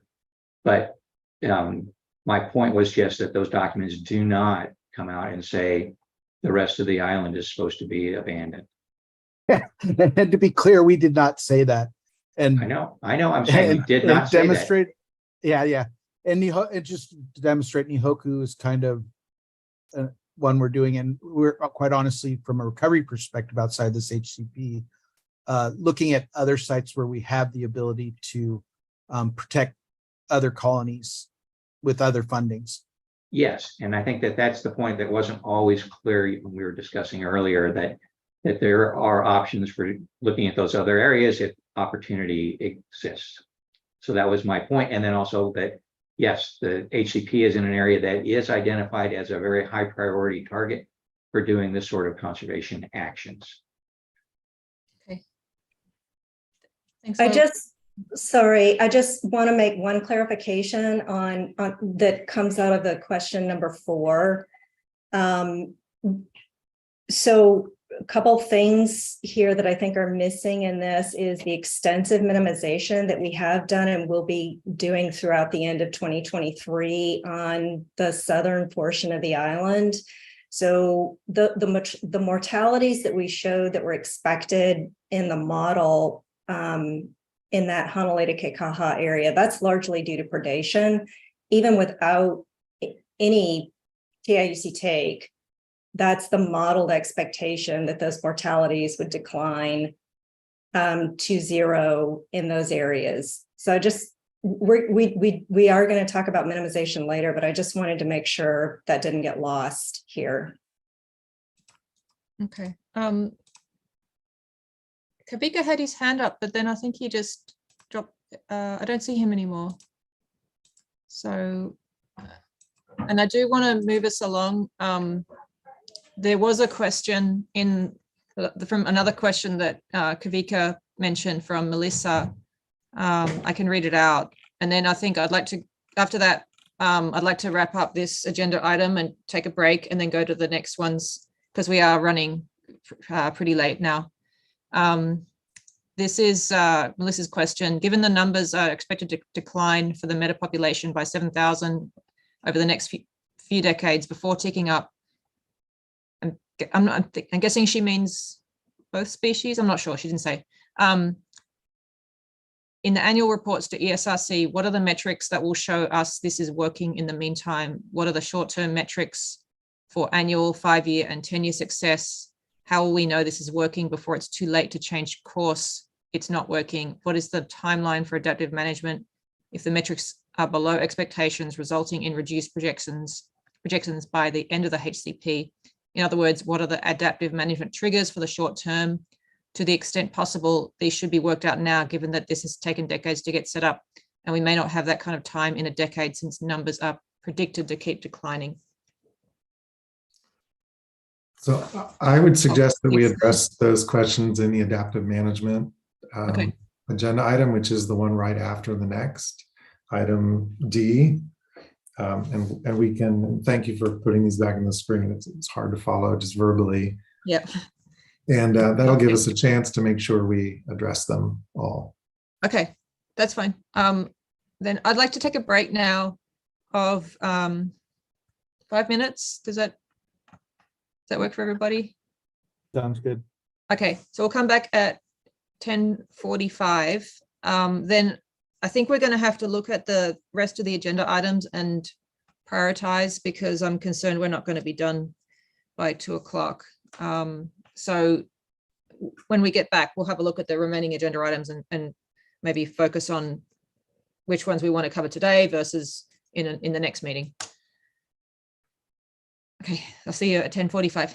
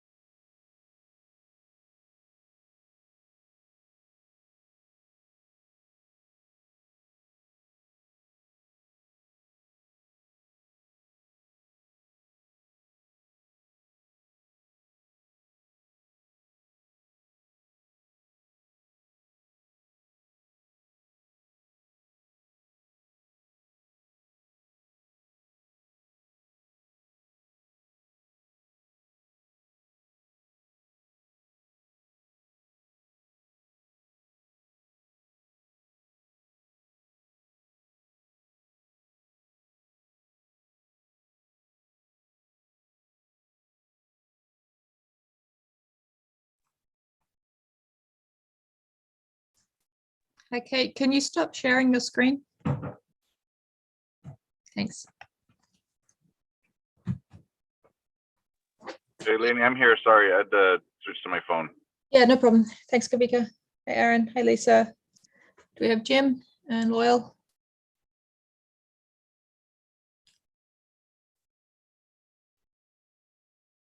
Okay, well, it's 10:46 and we've got quorum, so I think we'll need to go ahead. So I would like to move on to the next agenda item. We have items 3C, D, E, and F. So these are, item C is HCP conservation actions.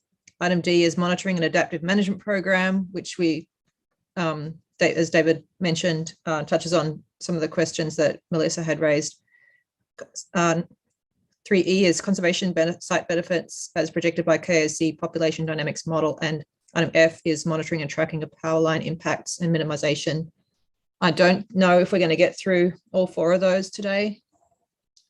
So we can either just proceed in order, or we can go to one of those if there's any particular one that the ESRC members really want to cover today. We can just go to that one. Otherwise, we'll just go in order.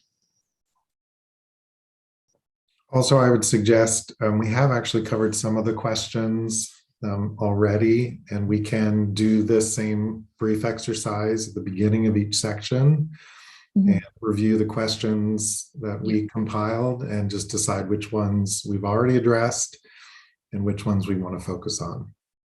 Okay. You mean the questions from previous? Correct. Meetings? Yeah. Yeah. Okay. So I'm not hearing anyone say whether, and I see Melissa is back too. Hi, Melissa. Hi, thank you. Right, I was just saying, I'm not sure if you heard it, but we've finished item 3B and we're moving on to the next agenda items, but I wanted to hear if anyone wanted to focus on one of them or if we'll just go through in order. Is there any particular item that you want to hear today? Let me know. I don't have a preference. Thank you. Okay, thanks. Hi, Loyal. Okay, so I think then we'll just go in order then. So item 3C is HCP conservation actions. And I just want to reiterate that if the aim is to focus on, the questions and comments and, feedback from the ESRC. So if you've got a presentation, if we can move through it quickly, especially if it's information we've seen already, and get to the questions as quickly as possible. Yes, understood. Okay, great. Thank you. All right, so in this next section, these were the three questions that we had compiled. First being, how do we know that power line strike reduction actions will work? And I think that has come up a few times so far, and we haven't spent much time on that. So I think that would be worth spending some time on. Second, KIUC should be making their operations across the island more compatible with the covered species. And I think the minimization actions do that, and we can review why that's the case. And then number three, a little more specific, KIUC requests that all new streetlights and power lines be covered by the HCP. DOFA should have approval or disapproval authority of each of these new streetlights and new power lines. So we'll cover that as well. So I'll breeze through these quickly because these are repeats. So they're just reminders for everyone. And again, some information is presented just a little bit differently. This just gives you an idea of the scale of the power line minimization actions. The column on the left showing the minimization actions done for the short-term HCP back in 2015 and 2016. And then the scale of the minimization done by category for this HCP, and as Dawn mentioned earlier, to be completed by the end of this year.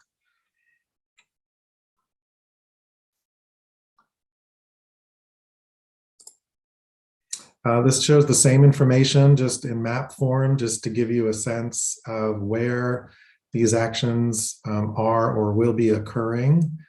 The LED diverters shown in yellow and the installation of reflective diverters shown in purple. So across the majority of KIUC's system.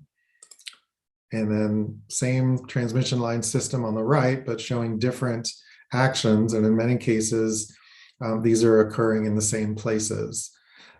So the static wire removal shown in red, and the 69 kV line removal shown in purple, which is just happening in the Mana Plain in the far west of Kauai.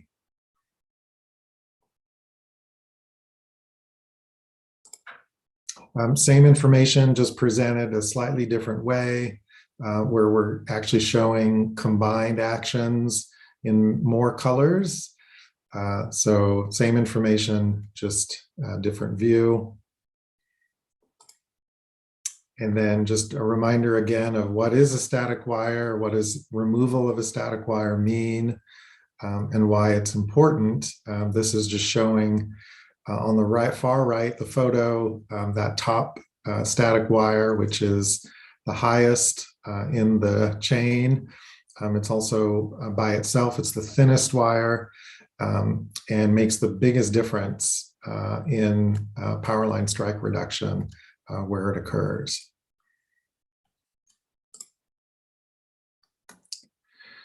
Just an overview of the monitoring that's occurring. So this is speaking to the question, is the power line strike reduction effective? And we know it is effective because of the monitoring that has been occurring, that Mark and his team have been implementing since 2011 across most of the system. And that's using a variety of methods that Mark reviewed with you at the last meeting: acoustic song meters, observer surveys, and downbirds when they can be found. David, how much of that is going to continue into the future? And I'll turn to Mark and Ellen to provide more details, but the power line collision monitoring would continue for 3 years whenever there is strike reduction projects being installed or new lines being added. No, power line monitoring will be retained every single year throughout the term of the HCP, but I think you're thinking about minimization, David. The minimization, the areas where minimization occurs is the 3-year monitorings to account for annual variation that may be occurring. The areas that are minimized will get 3 years of monitoring to confirm the rate of strike reduction in those areas, but the actual power line monitoring program would continue throughout the term of the HCP. Thank you. I think that to me is the answer to the question of how will you know if it's working if you have monitoring built into the plan. Sorry, Melissa, you're cutting out. I'm so sorry. You can move on. Okay. So these are the data since 2019 when the minimization projects have been installed for this HCP, and show the modeled combined power line strikes for both the Newell Shearwater and Hawaiian Petrel, and the reductions that we've been able to model based on the monitoring program.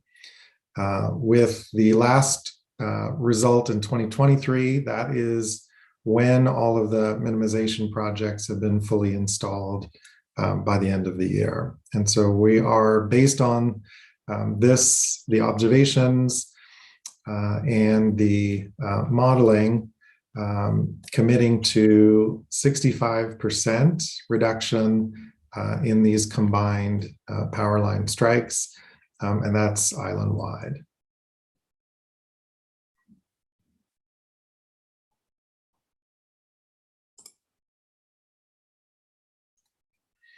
And I think I'll turn this over to John and Mark to explain briefly.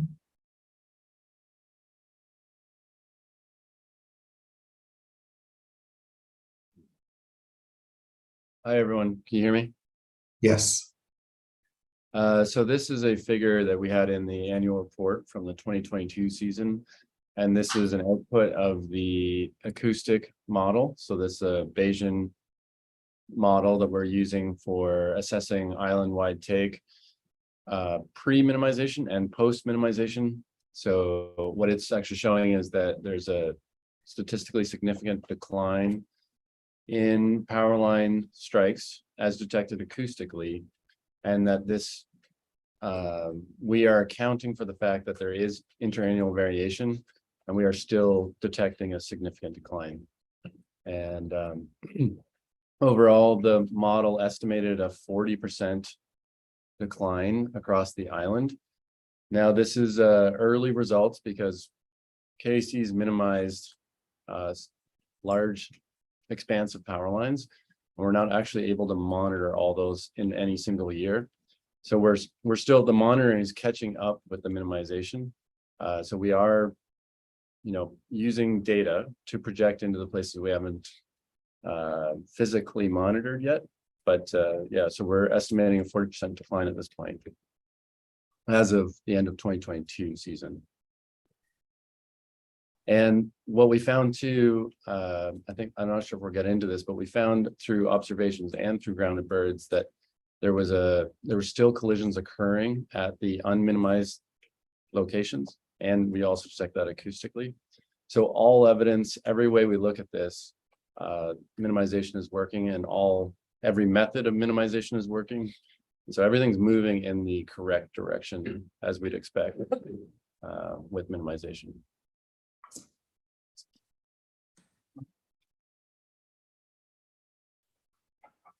Great, thanks, Mark.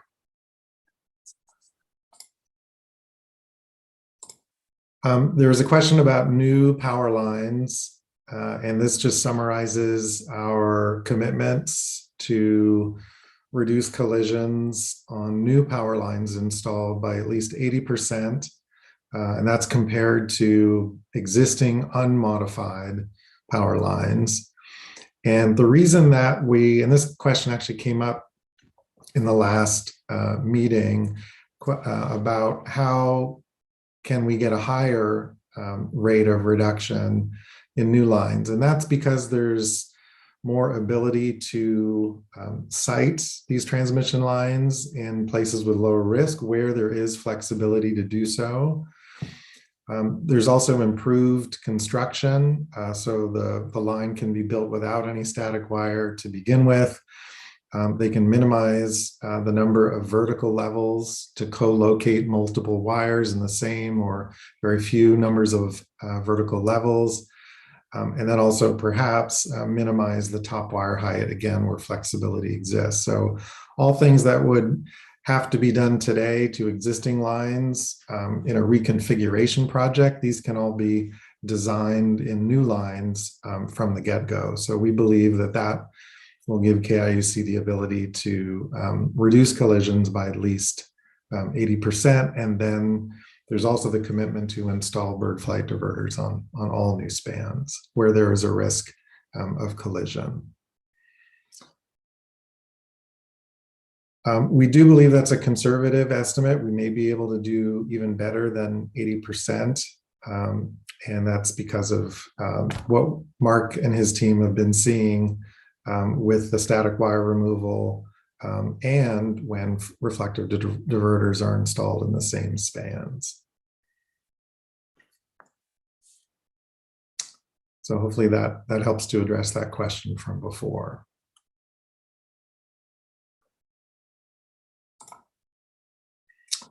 All right, there are more slides, but we actually did cover some of them yesterday. So I'm going to skip right to streetlights and talk about new streetlights.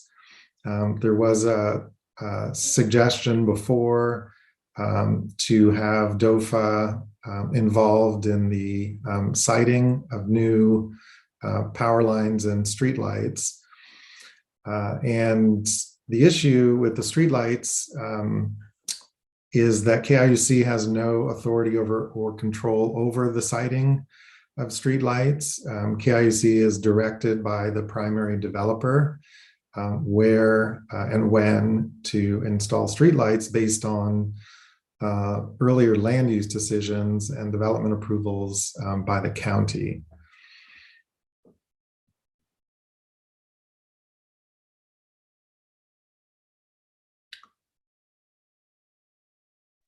So hopefully that answers that question. That was my question.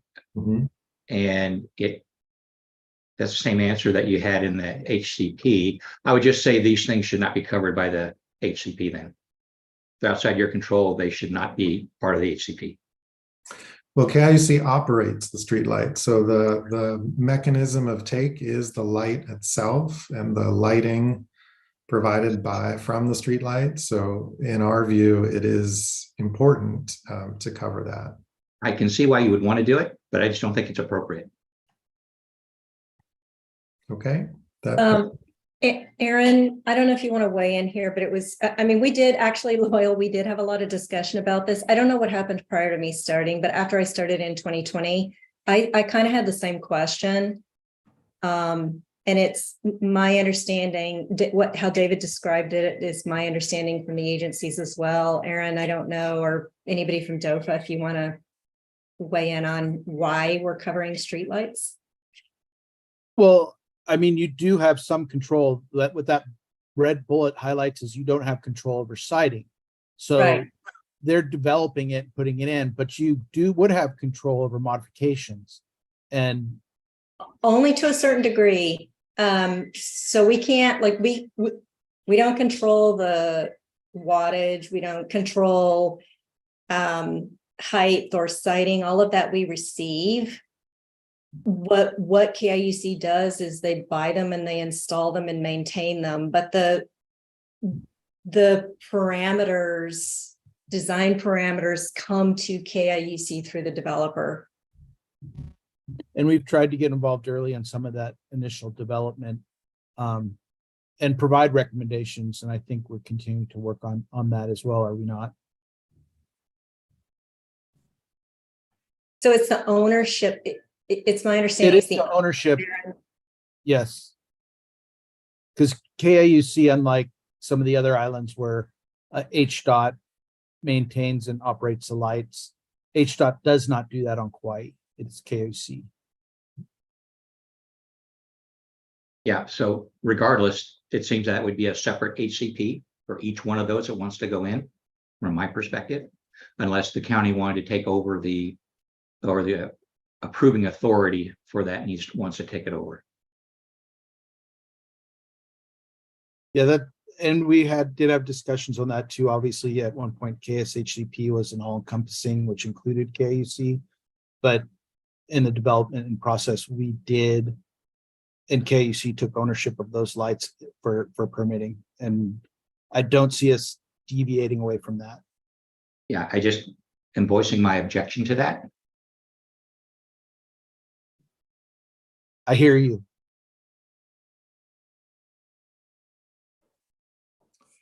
So that's all we had for this section to directly address those earlier questions.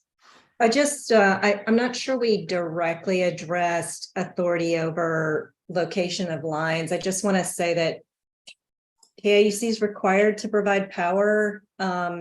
Development is, development on Kauai is defined by county development plans. And so when power is requested, KIUC is required to provide it. But we factored into the HCP all the minimization measures and avoidance measures that we can use for those new lines that go in place in providing that power. Yeah, I don't know if we directly addressed that or not, so I just wanted to add that. Yeah, you had mentioned that's in the HCP. It's just that I don't think that's an appropriate blank check for this HCP.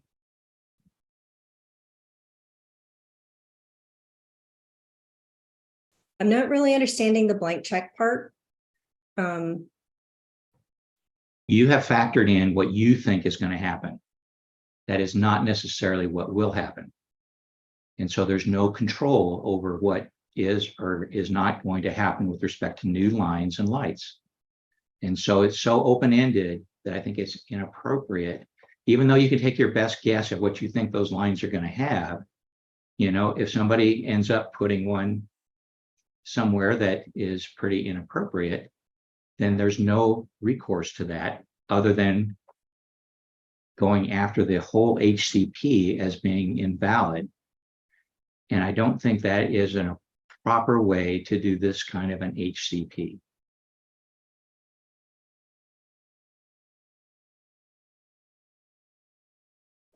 I mean, Loyal, to if we were doing a traditional HCP, that we were doing the HCP ahead of the taking, we would have to come up with some estimate of what the likelihood of take is for that HCP. I think that's what we're doing in this HCP. However, it's sort of muddled because we have this long-standing existing take. The end result is, if any action results in take levels above what we're predicting, it would require an amendment. I understand that. That's not my point. My point is, you don't have any proposed action to take as a guideline for what is going to happen. And therefore, it shouldn't be in this HCP. It's a separate action that you don't know. It's a future action that you don't know. And is it going to be another power line? It's not, hopefully not another power line across the top of Kauai. But, you know, that is not ruled out by this action, by this HCP approval. That's why I don't think it's an appropriate tool to address those future actions. That future actions need to have a different approval than just a blanket. Well, whatever gets approved, we will put in a light and we'll put in power lines to it. It'd be different if you said you're going to underground all the power lines. You'd be able to take some of that stuff off the table, but you're probably not going to want to commit to that necessarily because you don't know where they're going to want to put them and what the cost would be if it's going through, you know, particularly difficult substrate. So it's the same thing with here. You don't know what those future actions are going to be. And by rolling it into this HCP, you're reducing the ability to do further minimizations in this HCP by allowing an upper take level rather than trying to do additional minimizations. So I just do not think it's appropriate for this HCP. I guess I'm confused because we just showed the slide where all future power lines will be minimized when there's a risk of take. Minimized does not equal no take. Understood, right? And the mitigation that's being proposed is accounting for that remaining difference for that take that would occur as a result of those minimized new power lines. And I just Loyal, don't think you can make that statement. Loyal, I hear your concern that let's imagine an extreme scenario where a new power line is constructed across the middle of the island, causing a lot of new take. That's kind of an extreme scenario that would fall within your concern. Is that correct? Oh, that would definitely fall within my area of concern. Okay. So let's imagine a scenario like that. What I'm wondering is if there's something that could be built in that's essentially saying up until a certain amount of mileage or up until a certain amount of additional lights, it's covered, but beyond that, it would not be covered. It needs a new HCP. Could there be something graduated like that that would be a middle ground here?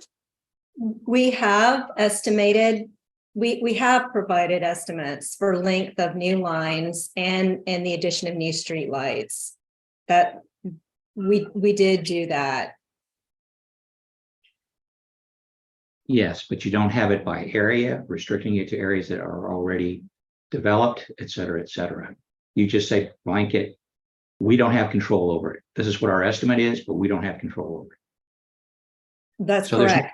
We So don't have there's- control over the location. So if there were bounds and sideboards, as Melissa is saying, then yes, we probably can come up with something. But just the blanket, if it happens, or somebody approves it, we'll do it. I don't think that flies for this HCP.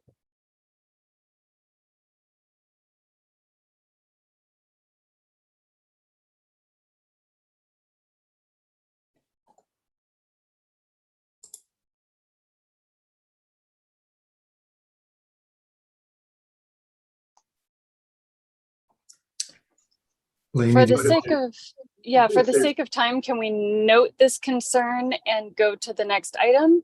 Or is there further comment? I No was just gonna comments on say, this section. I was just going to say, if there's take, I mean, right now it would come under this HCP. And it would be part of their total take that they have to account for. That's how I'm seeing that they're interpreting it. That's correct.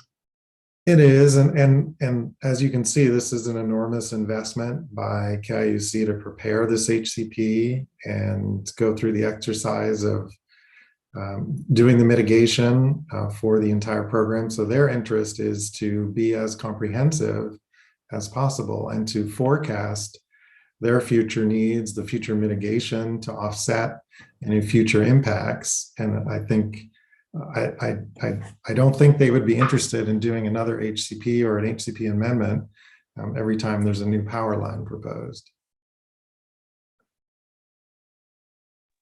Well, maybe you folks can think about this and we can touch base on it at the next meeting, but I have some things on this agenda item I'd like to discuss too.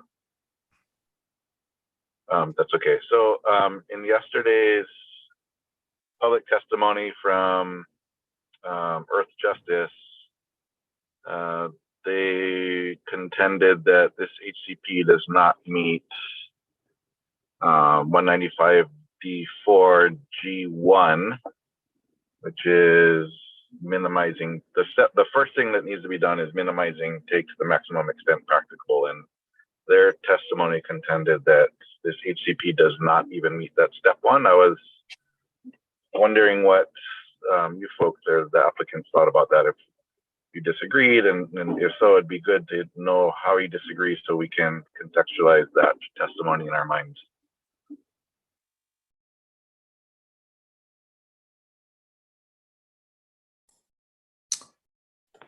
Yeah, a couple points to mention on that. We do believe that we've met that standard. The exact wording is shall to the maximum extent practicable minimize and mitigate the impacts of the take. So that it's an important distinction because it's minimize and mitigate. I do disagree that the requirement is to minimize as much as humanly possible first and then mitigate. It is a package, and that's what we're proposing here, and that the maximum extent practicable standard applies to that package. So it is not reasonable to expect an applicant to spend all of their available resources on minimization as much as humanly possible and then have no resources left for mitigation. We're proposing, I think, a balanced package that to the maximum extent practicable minimizes and mitigates the impact of the taking. So it is perhaps a subtle difference, but an important one. And okay, I'm glad to hear that perspective. Thank you. Sure. And then I believe they raised a few specific points about what they thought was practicable. Do you have any opinions on the points that were in his or their written testimony? The two things that I remember were undergrounding, which isn't really a practicable solution in the majority of cases of where power lines are located. We have done some undergrounding. It also doesn't really make a lot of sense if we can get 90% or better strike reduction on wires. It doesn't make sense to underground. The other one he mentioned was reconfiguration. It's the same response. It takes much longer. to do well, first of all, let me just say, removing static wire is a reconfiguration. So in that sense, many miles of line, the majority of the system actually has had a reconfiguration through static wire removal. We've done several other reconfiguration projects, which involve moving from a vertical profile to a horizontal profile. It does take much longer to implement that type of project, and it's more involved from a regulatory perspective. In some cases, it's not feasible to do. In other cases, it's faster and we get better results for the birds to do minimization, like reflective diverters and static wire combinations. It's something we can do today. And we don't have to wait to get the benefits. I also do remember the assertion that we are not doing any more minimization after 2023, which is not correct. All new lines will be minimized. And if we are not reaching our target goals with minimization, we will be doing additional minimization after 2023. We think we're going to meet those targets. But minimization doesn't just stop at the end of 2023. Those are the things I can remember. Yeah, so for that last point, thank you for all that. For that last point, I'm wondering if maybe that wasn't written clearly. Could you point to a spot in the HCP, if you could easily, for us to see where that is, so we can see how that how you're dealing with that? Yes, someone can try. We can try to look that up. Okay. That was my major question on that one. Thank you. Table 6.3. Table 6.3. Thank you. Thanks, Ellen. I have a follow-up question. I just want to make sure you can hear me okay. Yep. Okay, great. So I'm just putting some numbers in my head from what you've said. If there's a 90% reduction in strike occurrences with all the minimization efforts you're doing, and we were told earlier today there's a 25% reduction in, or sorry, 22% reduction in chick mortality, because it goes from 25% to 3%, even without a predator-free fence. I'm wondering why it's not practical to think about those southern region populations persisting into the future, because those numbers to me sound like really good. Like you could maybe not have the drop from 13,000 to 7,000 individuals. I just want to make a clarification. The 90% or greater is what we're expecting in areas where static wire has been removed and we have LED diverters. That is not the southern portion. Primarily, that is not the southern portion of the island. There are certain locations that are outside of urban areas. We don't install LEDs in urban areas that are close to roadways for safety reasons. So Powerline Trail is a great location for that because it's away from urban areas, away from roadways. But that southern portion, even though we do still expect a pretty high rate of strike reduction from reflective diverters and static wire removal, it's not going to be 90%. So just a point of clarification there.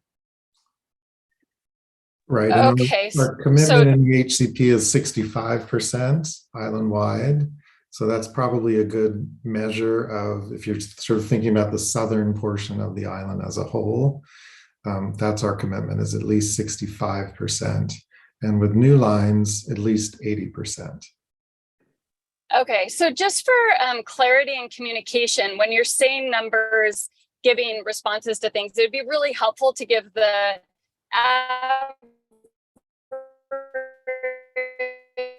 or most likely value going to be a 90% reduction. But if what the HCP says is 65% reduction is the goal, just make sure you're using those numbers in conversation. It's really helpful for us as we're sorting through all this information.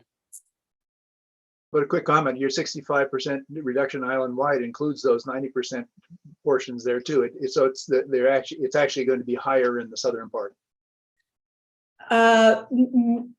Well, the southern, I think the 65% actually, Mark, you might want to speak to that southern portion, what we're seeing from reflective diverters.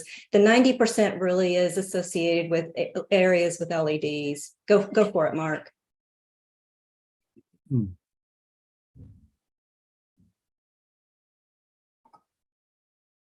You're on mute. How about now? Specifically southern, the wires vary quite a bit. So the numbers are going to vary by the wire type and the local veg, if they're crossing valleys and what the minimization was installed in. But yeah, the reflective diverters are not going to be as effective as the LEDs, especially for the nocturnal birds. And yeah, so it really depends too on the height of the wires, if they're crossing valleys.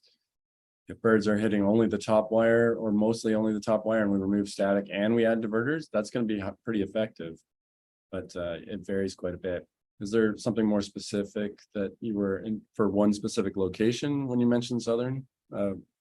I was out of the room when the first part of this question happened. No, I just was putting some different numbers together that have been mentioned today and was thinking about, that 7,000 bird loss over the course of the HCP, and not total numbers lost, but like you go from a 13,000 population down to like a 6,000 or something.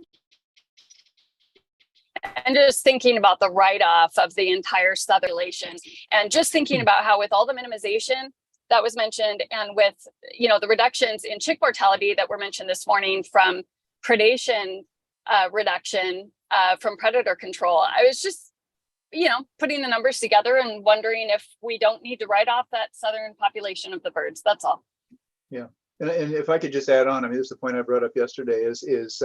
I think it's important to clarify, or just make sure it's very clear in the HCP that essentially you are not writing off the southern part, and because even though you're putting most of the efforts for mitigation and management in the northwestern section, there is that is not going to result in a reduction of minimization in the southern, in the areas that cover the southern part of the island.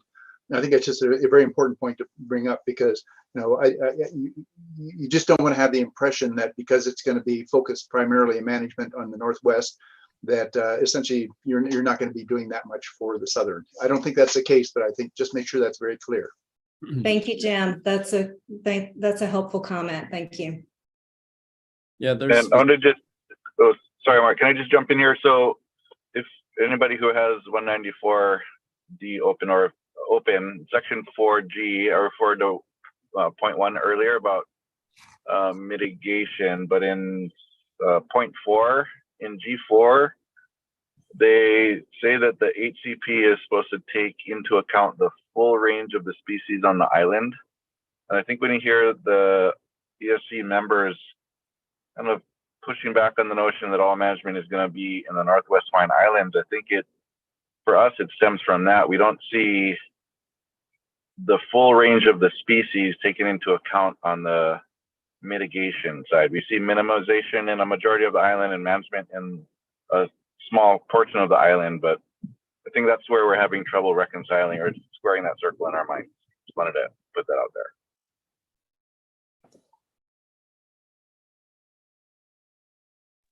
I think too, I was super impressed by that reduction in predation on the chicks that was mentioned this morning, going from 25% predation of chicks pre-management to 3%, and that's without a fence. And so it just, it really impressed upon me the potential for reducing predation, increasing success in areas without fences. So that's kind of where my brain was going. I think though the distinction that I heard Kyle make and that we are making is those numbers come from an area that's fairly remote. I don't think it's comparable to the southern part of the island. And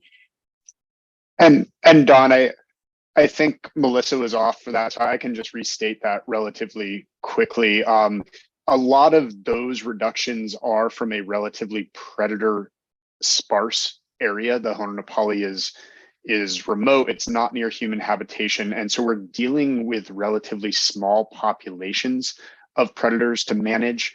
And although there would certainly be a reduction if we were to manage a site in the southern portion of the island, one of those reductions do come from 10 years of on the ground data. And we haven't done this type of management in the southern, more human adjacent areas. We would expect a reduction. I do not know that we could achieve the same type of reduction in areas that have higher human subsidized predator populations. So I don't know that we could apply blanket the same reductions that we see in Hononapali to southern sites. And also, I don't want to miss the fact that it's a bird density issue too. The colonies you're managing are denser, and so you're able to affect more birds in an area. The area that we're concerned about here is a lot more spread out. There's a lot more birds. And just to reemphasize, I think Loyal and I kind of talked about this earlier, we're not totally writing them off. We just can't manage them the same way. And so as new tools become available outside of this HCP potentially, we will do our best efforts to implement actions to protect those, but we cannot implement the same strategies we're doing in the Northwest on the southern end effectively. Yeah, I get well, that. maybe sorry, real quick, maybe different strategies, but G4 does not say to the maximum extent practicable consider the full range of the species. It says you shall consider the full range of the species. And we're just not seeing management on the full range of the species, which is making several of us uncomfortable, obviously. One thing I didn't mention earlier is that, where we are working at power lines, there are pockets of high density, high numbers of birds moving back and forth. Say, for example, Waimea town going up to Makaweli. Clearly, wherever they are going is steep enough and safe enough that they're still surviving really high numbers. If we now remove the threat of power lines and also mitigate lights, we are helping remove probably one of the biggest stressors on those birds that are going to these steep, relatively predator-free refugia. Also, there's some spots in the back of Hanalei where we see very high density birds crossing power line trail up to these steep walls. So I think we are helping protect the birds in those areas that are still have just natural steep terrain that's helping protect them.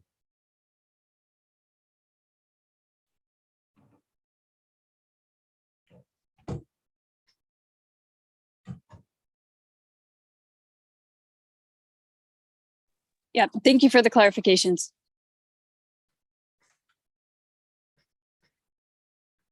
David, do you mind going back to the slide with the 3 questions, the beginning slide that you had? Just want to make sure we've covered those. Sure, give me a moment.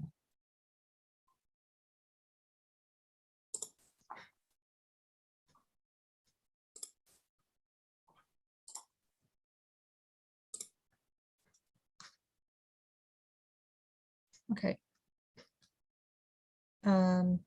So this, how do we know the power line strike reduction actions will work? I think we've covered that. That's going to be through the monitoring, correct? Right. If the question is about implementation, yes, we will know through monitoring. If the question is more about, are we confident that they will work? It's the results that we've had to date. I see. Yeah. Does anyone have any I want to move through these, but I want to make sure these are addressed. Anyone from the committee got anything else to add to that one, or any other questions? I don't have any follow-up questions to these 3. Okay. Thanks, Melissa. Oh, Kavika, did you say something? I have no questions either. Oh, okay. Okay. Well, maybe we're done with these three. We talked about I know we talked about the third one. We can, and Loyal made note of that in particular. Shall we move on to the next agenda item?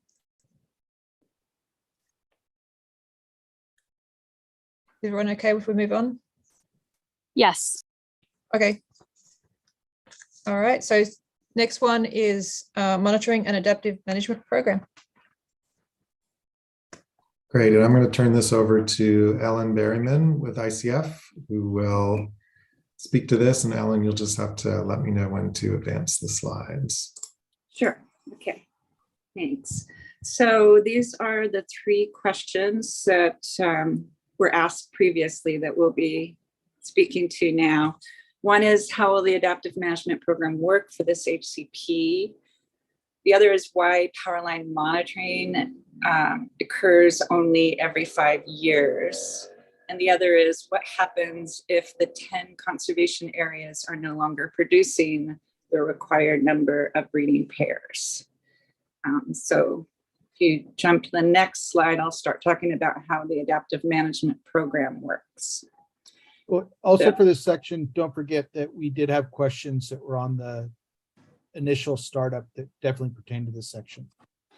Right, and I believe I'll be speaking to that anyway, but I'll try and emphasize that. Thanks for the reminder, Aaron. I believe we've seen this slide before, so I'll try and go through it pretty quickly. The monitoring and adaptive management program includes monitoring, which has compliance monitoring, which it involves making sure that KIUC is doing what the HCP requires, and then effectiveness monitoring. And that is monitoring to determine whether the conservation measures are working as intended and whether the take has reached expected levels. And the idea is to keep the take at or below expected levels.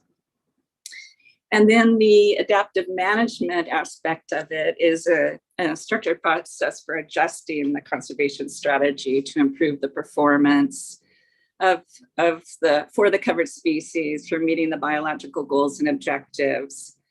So it involves adjusting measures to meet the biological objectives, and it's informed by the monitoring program, and it requires input from DOFA and the service, and it operates within the bounds of the HCP. That is, adaptive management is within what is required of the HCP, and if there are any major changes that would go outside the bounds of the HCP requirements, this may require an HCP amendment rather than adaptive management.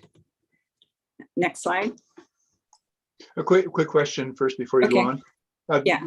Do you see anything that would trigger bringing the the ESRC into that discussion process? I mean, obviously, that's part of our role, is to bring biological input into these things, and if there are potentially some significant issues that may trigger, rather than just simply doing it with the agencies.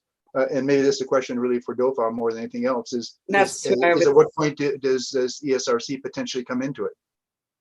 That was my thought. It sounds like a question for DOFA. Well, there would be the review of the annual reports where these would come up, would be one avenue, and the ESRC reviews and makes recommendations based on the annual reports. There's if anything triggered a major amendment, that would definitely come before the ESRC. And I believe, Kate, correct me if I'm wrong, a minor amendment would too. I can't remember off the top of my head. Or that just be done. The terms in the HCP itself, so they've all been written somewhat differently, but we prefer to take all amendments, at least for feedback from the ESRC.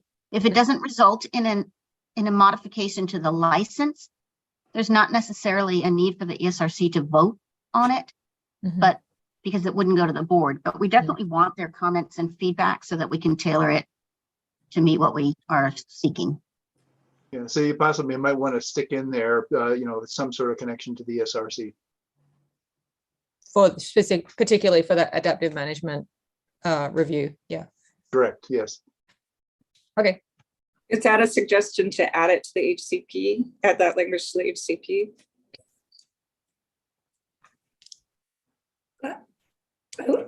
Kate, I think I need some clarification. I'm sorry. Are you suggesting that for every adaptive management change, that we would be consulting with U.S. Fish and Wildlife, DOFA, and ESRC? No, the question I was asked was the difference between major and minor amendment. Okay. All right. So I think I'm pretty sure we do have in the HCP that the annual reports would be reviewed by ESRC. Yeah.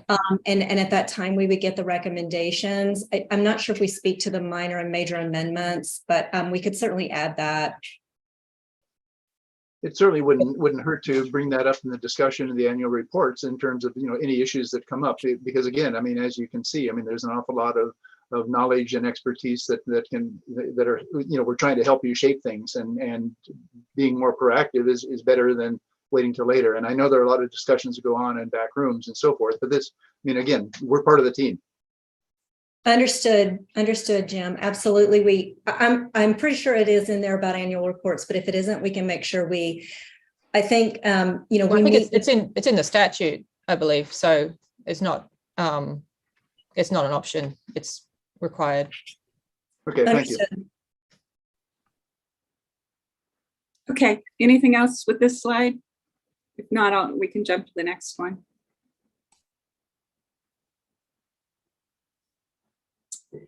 So this slide speaks to all the types of monitoring that feed into the adaptive management program. It includes power line collision monitoring, which will be acoustic monitoring of existing power lines, both pre and post minimization, to monitor the effectiveness of the minimization, and also new power lines.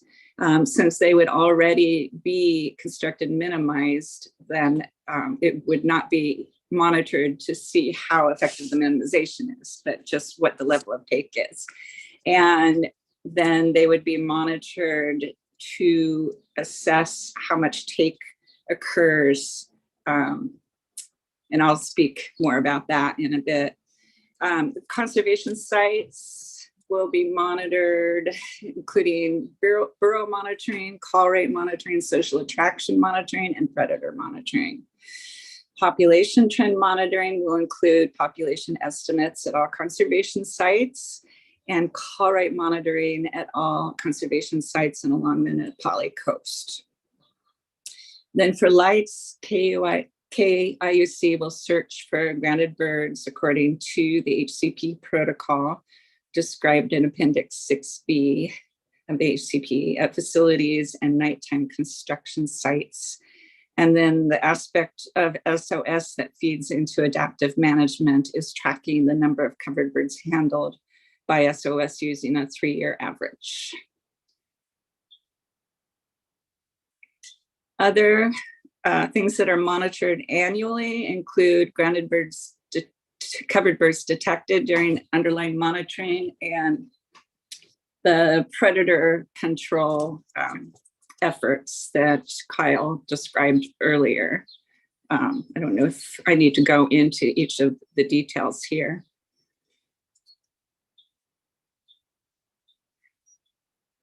So the purpose of the adaptive management program is to ensure that KIUC remains in compliance with the HCP, including the federal incidental take permit and the state incidental take license. So that would be the compliance monitoring. And to ensure that take of the covered species doesn't exceed the limits set by the permits, as well as to evaluate the effectiveness of the conservation measures on a regular basis. And the plan identifies when adaptive management must be applied. So we have triggers for when adaptive management needs to kick in to improve effectiveness. The HCP has a robust program for monitoring and adaptive management described in Chapter 6, including a compliance schedule, which is in Table 6.1, about 30 adaptive management triggers and responses for compliance monitoring, which is Table 6.2, and about 30 triggers and adaptive management responses to ensure effectiveness of the conservation measures. So that's Table 6.3. There are also triggers and adaptive management responses to assure that take levels are not higher than expected based on a 5-year rolling average, which I'll speak to a little bit more in future slides.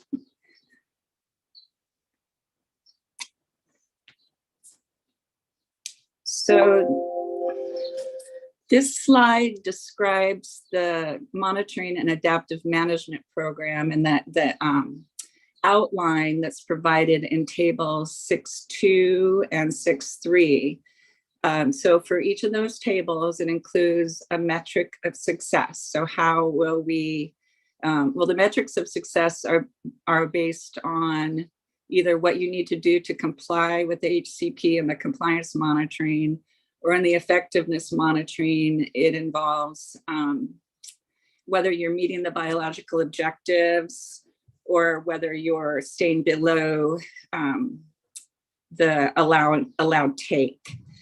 Then there are, for each metric of success, there's an adaptive management trigger. And these triggers are designed so that you can catch deviations early enough to apply an adaptive management response to ensure that the metric of success is met. So you don't want to wait too long. And then the monitoring strategy is that's described in tables 6.2 and 6.3, just describes how each of these metrics will be measured, for example, with acoustic monitoring or population monitoring. And then for each metric, there are 2 steps, adaptive management response steps. And the first one generally involves looking to see what the underlying cause is for the problem, and then collaborating closely with the Fish and Wildlife Service and DOFA to determine the appropriate response. And step 2 involves implementing the response and monitoring, reporting and monitoring on the results of that response. Next slide. This slide describes the decision-making process as part of the monitoring and adaptive management program. So KIUC reports to U.S. Fish and Wildlife Service and DOFA and DAR when applicable, when a trigger has been reached. And then that triggers a mandatory collaborative process with the agencies. KIUC receives input from the agencies on appropriate adaptive management actions. And KIUC makes the final decision as to what adaptive management action they will take.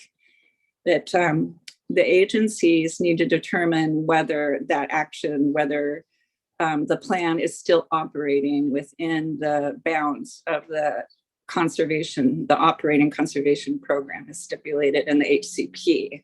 And if it's not, then an amendment would be needed to authorize ongoing take. And then once an adaptive management action has been identified, KIUC reports to the agencies on their implementation and results of the adaptive management action.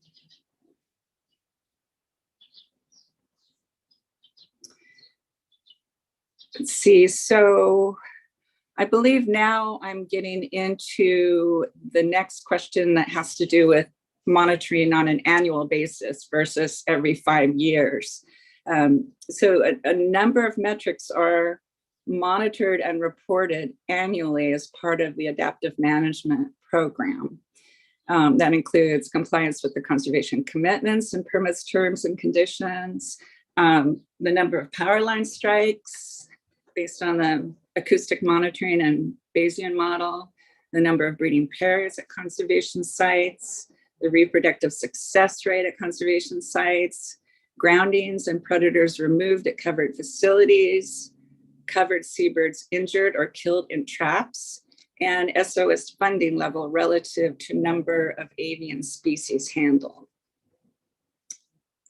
Next slide.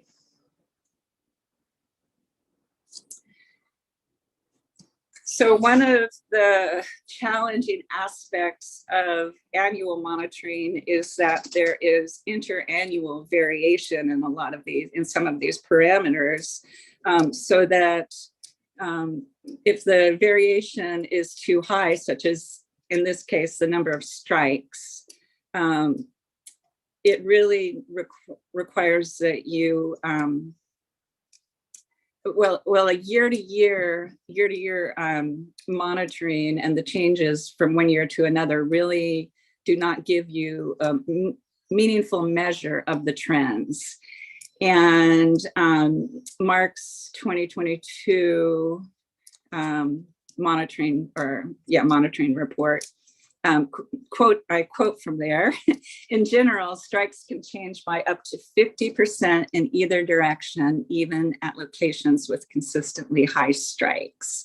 And that is due to variation across years, due to weather, wind, number of seabirds transiting past a section of power lines, and other factors that may be unrelated to the efficacy of power line minimization.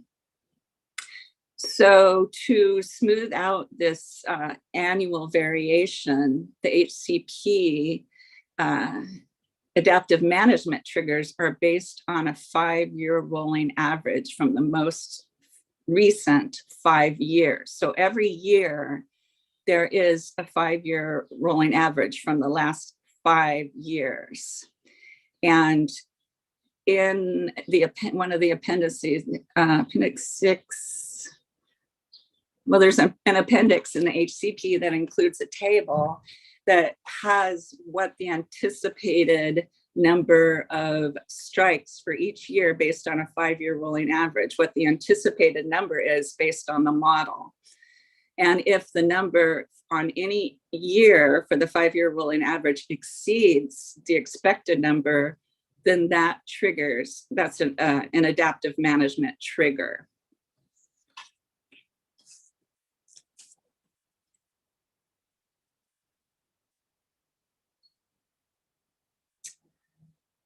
So that was the end of answering the questions about the annual monitoring versus 5-year monitoring. And now I'm going into answering the question about what do you do if the conservation sites don't perform as expected. One thing that's important to note is that the HCP will include regular coordination, including weekly HCP implementation team meetings to confer on any issues and to proactively address things as they arise. Monthly HCP management and implementation team meetings with the service and DOFA to address updates, issues, or concerns as they arise. And then there's the annual HCP management and implementation team meetings with the service and DOFA to go through the annual reports and discuss issues and successes and recommendations. Next slide. So there is not a strictly prescriptive, if a trigger is met, you have to do this, because it depends on the underlying cause. So the process is to, when a trigger happens, to look to see what the cause is first. For example, if the number of breeding pairs is less than expected, look at your predator control data and see if the predator control is an issue. And if predator control is an issue, then that's what you target for your adaptive management response. So you develop an appropriate response in coordination with the agencies based on information you have in terms of what the likely cause is, and then implement the response.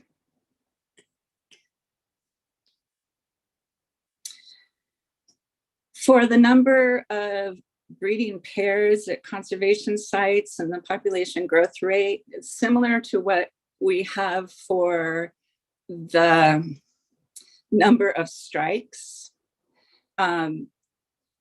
That's predicted based on a model, or the modeled number of strikes. We have a table in an appendix that has the modeled number of breeding pairs at the conservation sites. And if the number is lower than the modeled number, this triggers adaptive management. And the whole process that I already described in terms of conferring with the wildlife agencies, or the DOFA and U.S. Fish and Wildlife Service.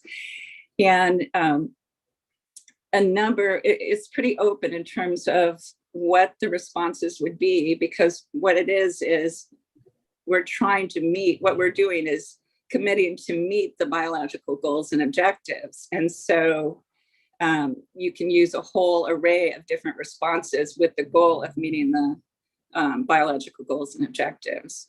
So this is just a list of some of the potential responses that are listed in the HCP. It includes altering the timing, location, intensity, or type of predator control, the timing, location, intensity, or methods of invasive plant species control, increasing the number of conservation sites, or incorporating new appropriate technologies as they evolve.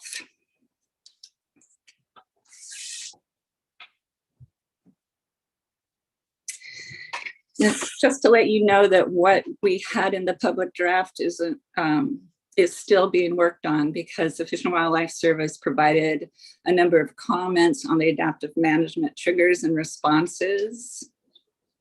And we are currently working closely with the service and DOFA to incorporate the edits, which include clarifying and simplifying metrics and triggers, clarifying and refining responses to those triggers, and adding some deadlines. And the goal is to make the metrics, triggers, and responses very clear and explicit. So we have 2 workshops scheduled in July to review the adaptive management triggers and responses with Fish and Wildlife Service and DOFA. And I believe that's the end of the slides, but there was one question that we didn't have a slide for. It was related to changes in, if data determines that some of the parameters in the models are not accurate. And section, I believe it's 644 of the HCP describes how if there's new information that clearly states, clearly indicates that a parameter is inaccurate, such as the 80-20 split or something like that, that there is, those can be changed with mutual agreement by DOFA, U.S. Fish and Wildlife Service, and KIUC.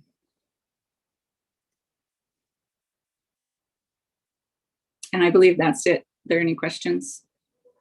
I'm guessing there are people who will want to follow up on that last comment of yours. I had some question about the adaptive management, but if folks want to follow up on that last comment before I do that, I'm fine with that. Anyone on the committee want to follow up on that specific item?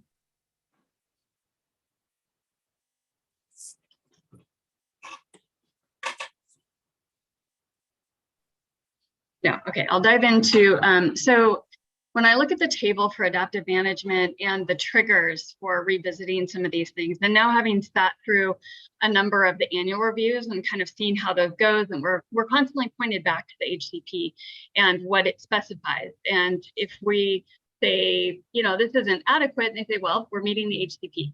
So I'm looking at what's in the HCP, knowing that annually I'll be looking at it and wanting to know, is it meeting it or not meeting it? When I look at the triggers, for example, for the predator control outside of predator exclusion fences or in areas without predator exclusion fences, it simply says, you know, it's not taking place per section 4.4.2, and that's the trigger. When I look back at section 4.4.2, what it does is gives a very short paragraph with a list of many possible things that could be done. We know from seeing many areas with predator control that you can do it really crappy or you can do it really well. And it really depends on the contractor and the funding provided, which end of the spectrum it's on. So if you want to get down from that 25% previously seen to the 3% that you're seeing now, and you want to keep it down at 3% predation of those chicks, you need to keep implementing the level that's being implemented now. And so I would like to see something that specifies that it'll be maintained at 3% or below predation rate. So in other words, a response metric consistent with what we're seeing right now. So we know it's possible to have this so that in the future, should you change contractors or people who might not implement to the same degree that is being implemented right now, they're still held to that standard of needing to keep it down to the levels we know are possible.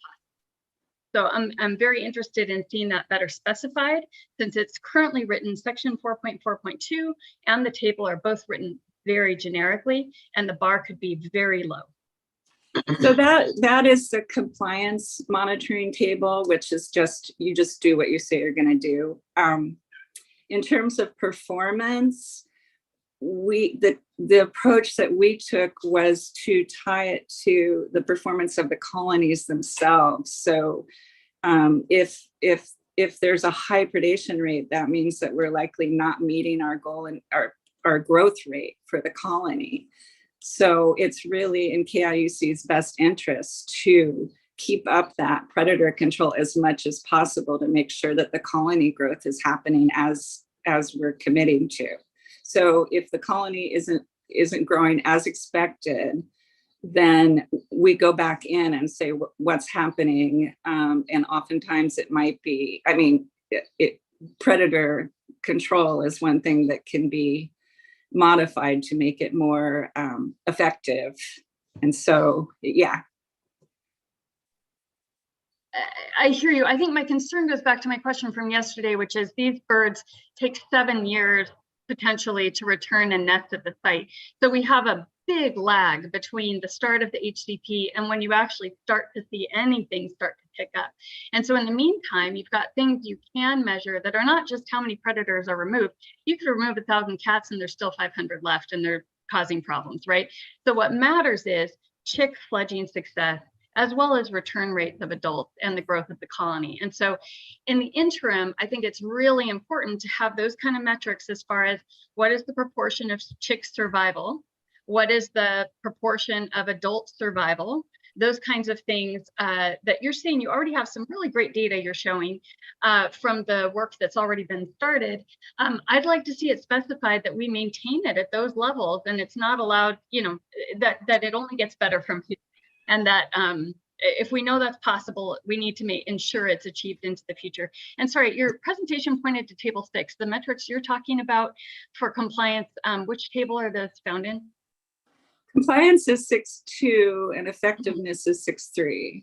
Okay, yes, thank you. So just to respond generally, Melissa, we are, all of the data that's being shared with you, we would continue monitoring and reporting on, and reproductive success rates are a specific metric we will be tracking and monitoring annually, but also each individual site and cumulatively for the sites, which speaks directly to levels of predation and predation control, as well as acoustic call rates. But both of those are metrics we will be tracking very specifically, monitoring and tracking, again, at each individual site, as well as cumulatively for all the sites combined.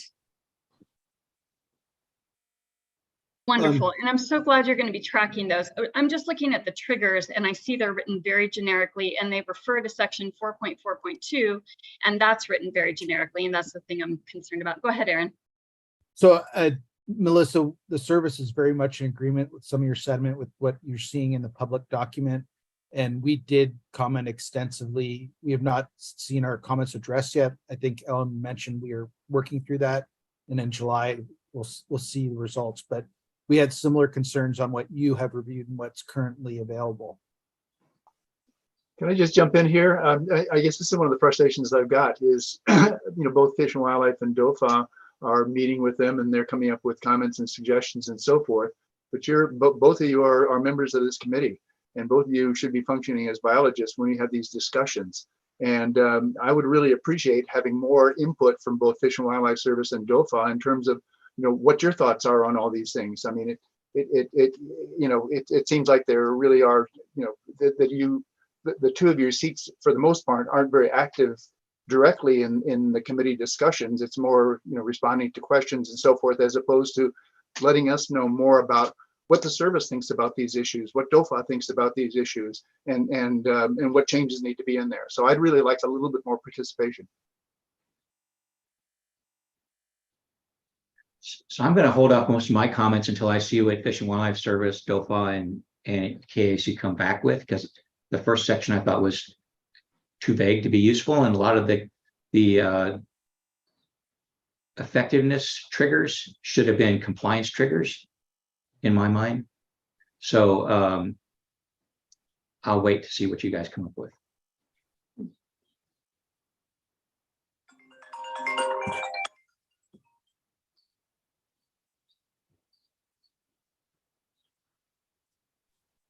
Are you like now? What? Sorry, I didn't understand. I don't have any questions until I see what Fish and Wildlife Service, DOFA, and KAC come back with on a revised strategy for dealing with it, because it is too vague, and a lot of the things that were listed as effectiveness measures, which are not tied to compliance, I think should have been tied to compliance. Okay. I have a question on kind of the evolution of this document and what kind of comes next, because we're sitting with the draft. We recognize that U.S. Fish and Wildlife Service and DOFA is going to be meeting in July. Everyone's moving towards, I'm assuming, getting towards what would be considered the final HCP. But what will the ESRC be able to review prior to the release of the final HCP, this new or improved adaptive management piece? I guess I'm asking a timing question of how the document is going to move forward. Lisa, I'll speak at least to the status for the Fish and Wildlife Service. We don't have a draft. And so we still have a draft to receive and we still have a draft to put out for public comment. And I'll let DOFA answer the question about the ESRC, but I would expect you guys would see the federal draft, since it's ultimately going to be a combined final for both agencies. Sounded like Lisa wanted to talk about not necessarily the draft in its entirety, but when the adaptive management monitoring chapter is amended, will the ESRC get to look at that? And we could put that on the agenda for the attempted meeting we're trying to schedule in September. Yeah. Once we have it after the July internal meetings, you mean? Yeah. Because we don't have it yet. And what we often do with HCP applicants is when there are big chunks of the document that the ESRC has a lot of angst about, we don't wait for the final to be written. We bring that as a presentation, and we have the applicant walk through what the comments were and how they addressed them. And then we can see if there's any outstanding comments, but usually that puts the ESRC's mind at ease. And Before we move on, I was wondering, Loyal, if you can clarify for me, I was a little bit confused about your comment about effectiveness versus take, or, you know, how you wanted to see that. Can you help me understand that a bit better? When I look at the document, the compliance stuff, things that are going to be done, it's very vague. And it's not tied, in my mind, to specific numbers. So table 6.3 does have a bunch of specific numbers about reproductive success metrics, that they must be above a certain number. So it has much more specificity than table 6.2. But it does say take and effectiveness. It doesn't distinguish between the two. So I'm just well, I don't consider table 6.3 to be something that is being committed to. It is aspirational. Can KIUC clarify that? Are they being held to table 6.3 or no? Well, table 6.3 has very specific metrics in it that trigger the adaptive management process. So that is what the commitment is to, at those triggers, or even if it's tracking, that we will or may exceed those triggers. So it's not even that they're exceeded, it's if the trends show they're likely to be exceeded. That's an important element as well. It's an early warning system for that something may be wrong. That's the intention of the adaptive management program. These are not additional permit conditions to do very specific things, because as Ellen explained, there may be very different causes of why we have reached or may be reaching that trigger. And we need to understand those causes before responding and fixing the situation. So Loyal, help me out, because as a person who is trained as a biologist and I'm not trained in legal things, the difference between what David just explained and what your concern is. So there's adaptive management triggers, and then there's compliance separately. Help me understand your concern a little bit better, Loyal. You're on mute. Sorry, push comes to shove. When we go through the annual reports, Melissa, and we go, okay, well, are you committing to do this? Are you going to do this? And they go, well, look back at the HCP.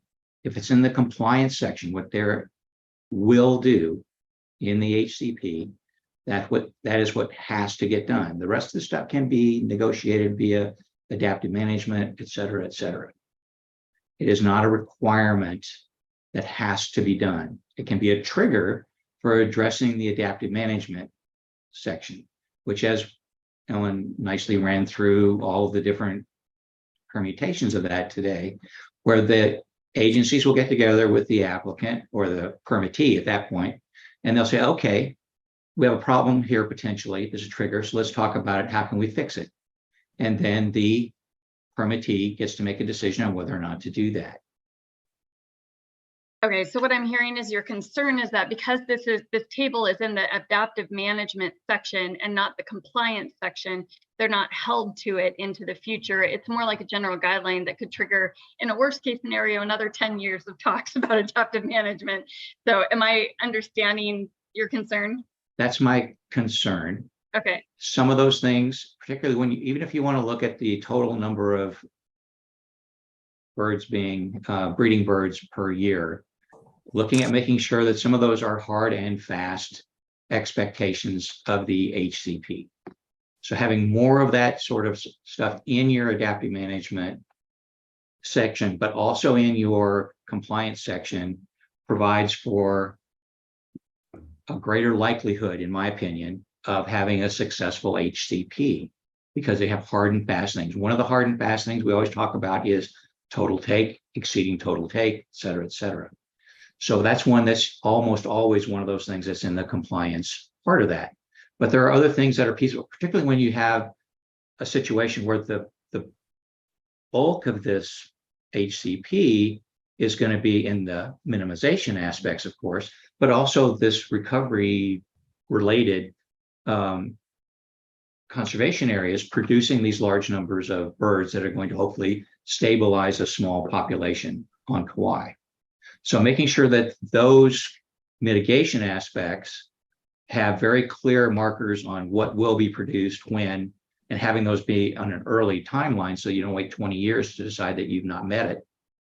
You know, those need to have, that whole thing needs to be cleaned up so that it's, in my mind anyway, so that it's very clear that when you're on track to meet those things, and when you're not, it's a big deal and you have to really fix it. So that's my part, but I'm happy to wait and see what, you know, DOFI and Fish and Wildlife Service work out with KIUC as a set of good compliance triggers related to particularly the adaptive, the adaptive management, how you're going to get the number of birds on the island.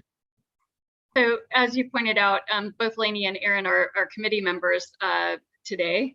And so maybe they can weigh in. Do you perceive this the same way that Loyal does? How does DOFA and Fish and Wildlife Service perceive something in the adaptive management section versus something that's in the compliance section?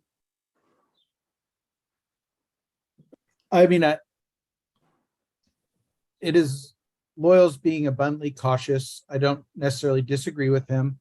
There is more flexibility and adaptive management, but that's sort of a reason because there's a lot of uncertainty. And he is right. The compliance they have to do. Yeah, and it's a different process, like as Alan's pointed out, you know, there's a different process for dealing with adaptive management triggers versus compliance triggers. I mean, we'll have to wait for the July meetings to really flesh it out. I don't really have much more to add at this point. One thing I'd like to add is that we put take and effectiveness monitoring together because the amount of take will depend on the effectiveness of the minimization. So you're monitoring both the effectiveness of the minimization and the amount of take. So I can see why that might get confusing because the take limits are definitely mandatory. Yeah, so it could serve to both the compliance triggers and the adaptive management triggers at the same time, depending on what it is. Is that because there's overlap, right? Right. So I mean, I guess as long as the compliance triggers are strong enough, then, well, yeah, we would have to look through them, but that would, sorry, I'm just thinking off the top of my head, but. And it is important, Laney, but it's also the timing when those triggers occur, particularly on something that is a 50-year HCP, and you're not going to see at least now projected, regaining your new static population level until several decades down the road. Yeah. So you don't want to wait 35 years to find out that it's, that you're not meeting your compliance aspects. So it would be looked at on an annual basis, and you could have the trigger if you aren't meeting what you expected for that year, that triggers the adaptive management. So it's ongoing throughout the permit term. Yeah, but it doesn't trigger necessarily your compliance. So that's where I'm saying that those things need to be built in, not just with the total amount of output that is expected from the HCP, but also your interim measures, if you will, your interim compliance measures to make sure that you're going to meet your targets. So your concern is making sure the compliance measures are ongoing, being met. Compliance measures, first of all, the total amount, what you really need needs to be in the compliance. But you need to look at whether or not DOFA, Fish and Wildlife Service want to have interim compliance measures to make sure that you're on track for that. Okay. And it's critically important, right? Especially since the timing of these things, and that was sort of the nature of our comments originally, is that we have to have triggers that are identifying changes that have to be made in a timely enough fashion that we can address them. And so that was bulk of our comments that Fish and Wildlife Service had, as well as are we measuring the appropriate things? And so if you want a general overview of what our comments were on these current things that you've seen, that's generally the direction that we had asked from KUC. And just looking it over, it's not super. So can you point me which table is the table for compliance versus the table for adaptive management triggers? I'm still a little confused here. Maybe I got it wrong. At 6.2 should be compliance and 6.3 should be effectiveness, taken effectiveness. So my original comment stands. The compliance triggers are very general, generic, and weak. I appreciate the specificity in the effectiveness and take metrics and would like to see more specificity in the compliance metrics. Thank you, Loyal, for educating me on this and helping me to then be able to better articulate what I would like to see. Thank you. Sorry that I was so obtuse.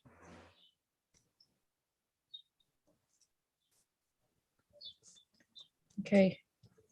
Do we have any more discussion and recommendations from this agenda item? Can you put the actual questions back up that you were answering with that particular presentation?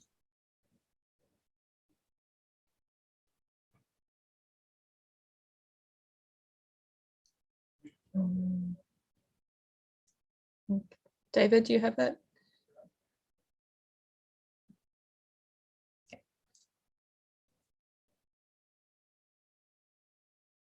Okay, so I think we've clarified that actually what we were, yes, we're interested in the adaptive management program, but we were also concerned about compliance. Mm-hmm. I don't know who put question 2 up. Did that get answered? Whoever. That was mine. And I think they answered it saying that there was going to be power line monitoring every year. Yes, that's correct. There is power line monitoring every year, but we're tracking the trend on the 5-year rolling average. So each year there's a 5-year rolling average that's tracking the trend, but there is annual monitoring. Yeah, and that's fine. I just misinterpreted the HCP, so that's on me.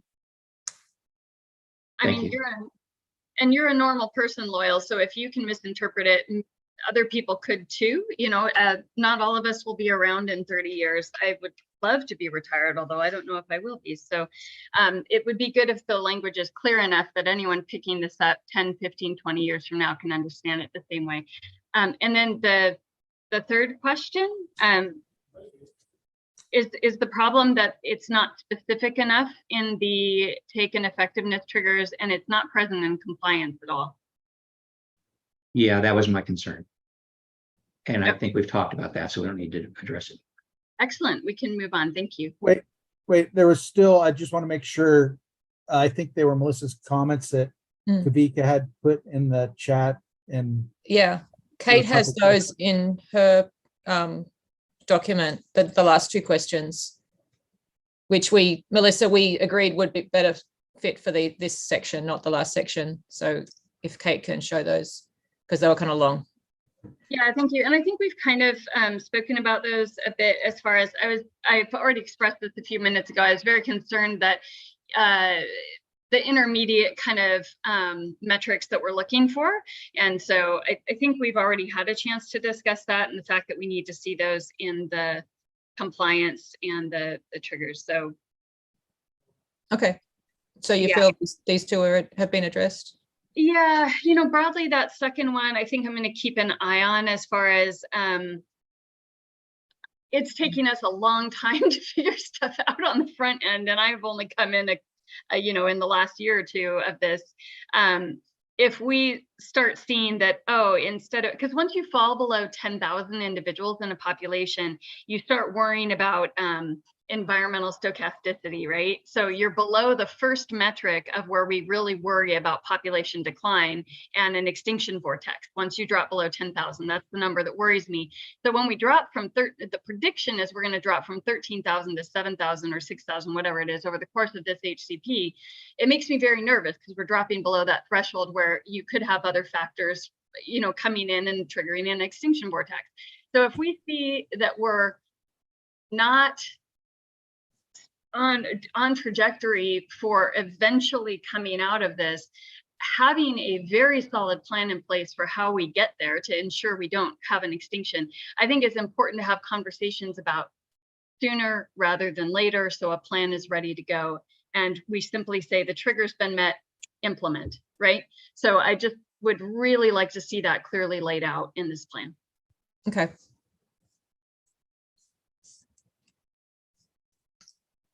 All right. Are there any other recommendations or questions that have not been addressed that we need to? Well, I think we've covered recommendations, and but are there any other outstanding questions?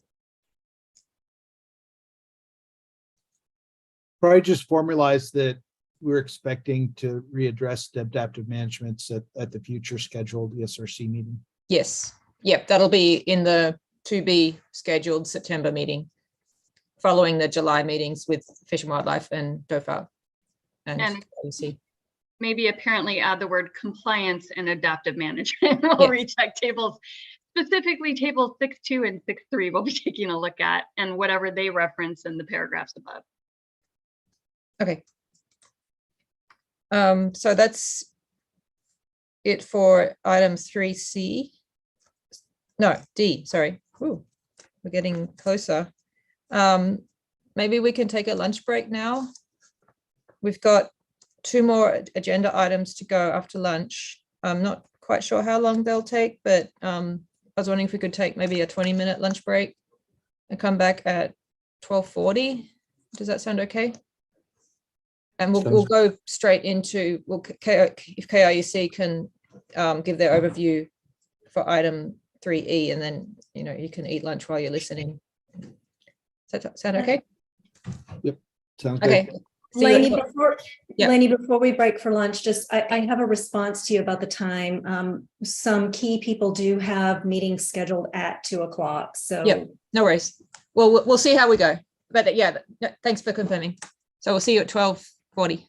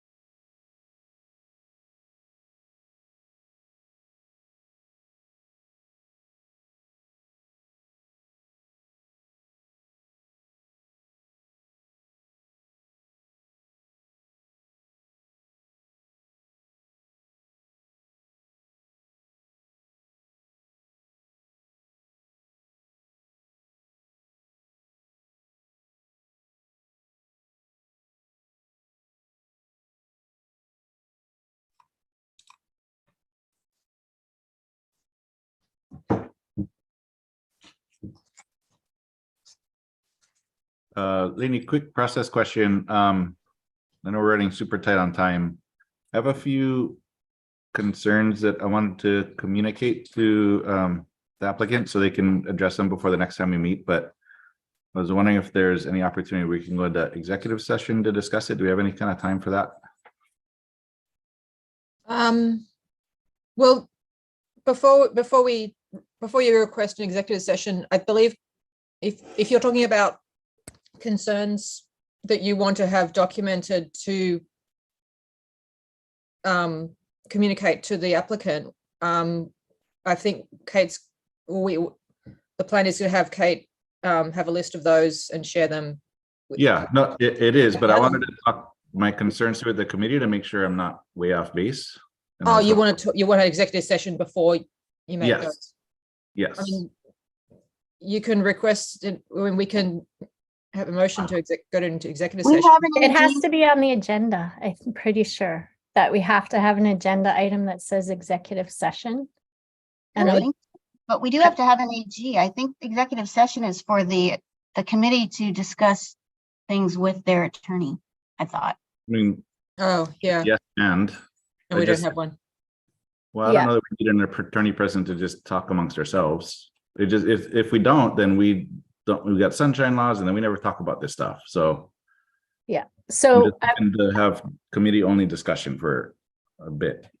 As I understand it, is there an AG here? As I understand it from past experience on other boards and commissions, I believe the executive session has to be on the agenda, and it as I see it here, it isn't here, but I would defer to an AG if they were available. Is there one? Can somebody reach out to the AG to ask them to be present? Yeah, I don't agree with that, Lisa, because I called for an executive session one time before, and we went into it fairly immediately. But at that time, Linda was part of the group, and so we did do it that way. But she's not. Right. But yeah, but we would have to have I don't know. I just texted her, so I'll let you know if she gets back to us. Okay. And Kate, can you ask her those two questions if she can join, we can just ask her directly, but I think the two questions are, can we go into the executive session if it's not on the agenda, which Jim's correct, we have in the past, and Linda was there at that time and didn't say anything. And then do we need an attorney present to be in the executive session, I think is another question. So hopefully she'll go back to us on that. Okay, thank you. Okay. We'll hopefully either we'll get answers to those two questions, or she will join us and can answer those directly. But in the meantime, I'd like to see if we got the rest of the. She's going to try to jump on. I'm going to make sure she has the correct link. Okay, thanks. Is she going to jump on right away, or should we go ahead? I think she's going to try to come right away. But let me. Okay. Hang on. Well, in the meantime, maybe I should formally make a motion that we go into executive session. And then if she comes on, we can do it. And if I get a second. Oh, there she is. Sorry, I'm eating. Hi, Linda. Hello. We have two questions for you. Kavika's made a motion for an executive session. Can we go into executive session even though it's not on the agenda? Yes, you can, but it depends on what the purpose of the executive session is for. Okay. So there's only certain purposes for which you can support going into executive session. One is to consult with the attorneys. Mm-hmm. Pretty much that's the main one. Okay. So let me amend my motion. My motion would be to go into executive session to get clarification on the meaning of the language in 195D for section G. Okay. Which would be I think would meet that need, right? If you're meeting with me. Mm-hmm. Yeah, I think Jim seconded. Did I see you raise your hand? Yeah. Okay. Can we have a vote? I'll say aye. Okay. So should we go in now? No, I thought we could have an opportunity to discuss before we before we do that? Oh, sorry. Is that not correct? Yeah, you can. Okay. So my question on the discussion on that is, do we want to do that now with 15 minutes? We have an hour and something left. Do you want to do that now, or do you want to finish up the discussion with KIUC's presentations and question and answer? It's Should a we do question. it It's at not. 2? It's not a requirement. I'm fine to push it, but I do want to leave them with some things, but I don't want to. I want to make sure I'm on solid ground with whatever I leave them with. So, as long as we talk about what we're done today. Okay. All right. I just want to make sure. So now you can call a vote. Okay, sorry. Can I get clarification? Kavika, do you want to do it now or wait until? I mean, either way, I'm fine. Either way. Okay. We should so maybe ask now- our AG her availability. Yeah. Yeah, now would work better because Okay. I'm in the middle of a transaction. And I don't know when I'm going to call into another meeting. So Okay. So now it's- So it sounds like we should do it now. Yeah. that would work best because I'm available right now. Okay. We'll still be true to the 2 o'clock closing for KREC though. Yep. Yep. Sounds good. Okay. So can I see a vote? Sorry. Again, sorry. Okay. All in favor? All right. That is unanimous. So we will need to go into, there is already a Teams invite on your calendars. You can just go join that. That might be the easiest thing. Does that work for everybody? I had a hard time last time. I'll try again. Okay. We don't really have another option, but remember to mute yourselves here in Zoom before you. I think it won't let the camera go for both, so I may have to leave. I don't know. Oh, that's fine too. Yeah, I think it'd probably work out better if we leave, go into the Teams meeting, and then come back into this meeting. Okay. I've been able to do both, but yeah, whatever works for you. Okay. Okay. All right.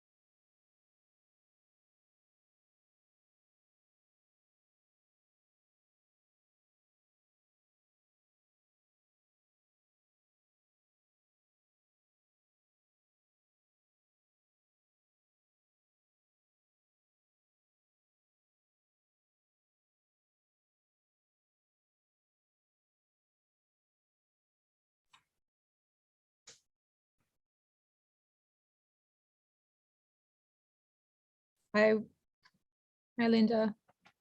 I'll just wait for everyone to jump back on. I'll stay as long as I can. Thank you. Appreciate it.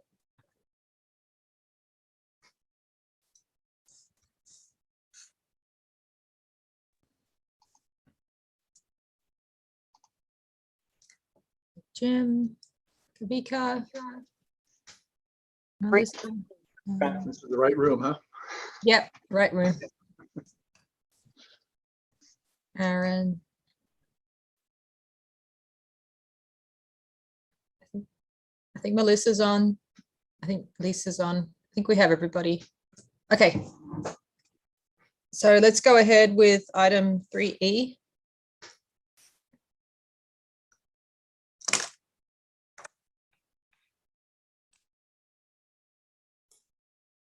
All right, give me a minute to share my screen. Should we still wait for Loyal? Oh, I'm there he here. is. Okay, good.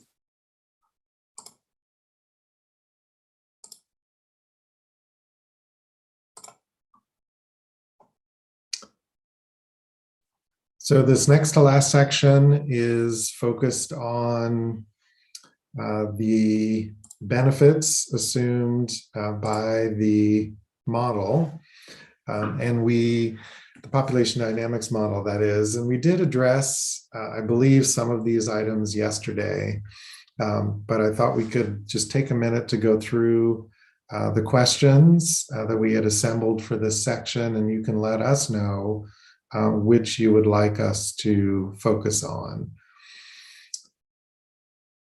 The first one, are all breeding colonies outside of the Ho'oponopoly Reserve in northwestern Kauai treated as one population, and if so, why? We did not go over that yesterday, so I think we should cover that. Number two, how does the model account for the biological consequences of losing breeding adults? I think that would probably be worth reviewing. Number three, how does the model take into account the loss of breeding colonies outside of the Ho'oponopoly Reserve? So I think we did cover that to some degree yesterday, but I think worth covering that again.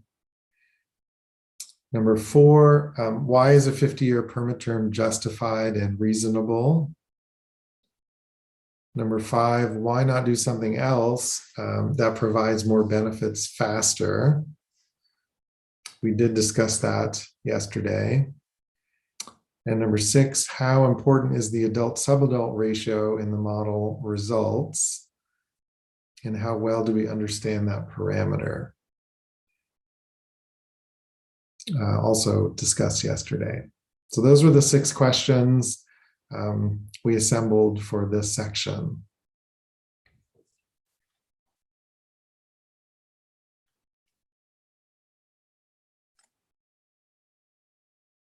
So if there's no feedback, we'll just go into it. Can I just check real quick? So ESRC committee members, are there particular questions that you asked for here that you want to hear about specifically? And then maybe that way David can jump to what they prepared for answering those specific things, just given the 45 minutes remaining. I'm really only more interested in 4 or 5. The rest of them I'm not as much interested in, but other people can chime in on their favorite questions. I think Lisa had asked about 6. Did you get yours answered yet? Yeah, I believe so. Yesterday. Okay, so we don't need to cover 6 again according to the committee members? Yep, that's fine with me. All right, anything other than 4 and 5 that committee members would like to see? All right, there we go, David. We Wait, sorry, I do want to hear about go ahead, Vika. one, but you can hit 4 and 5 first.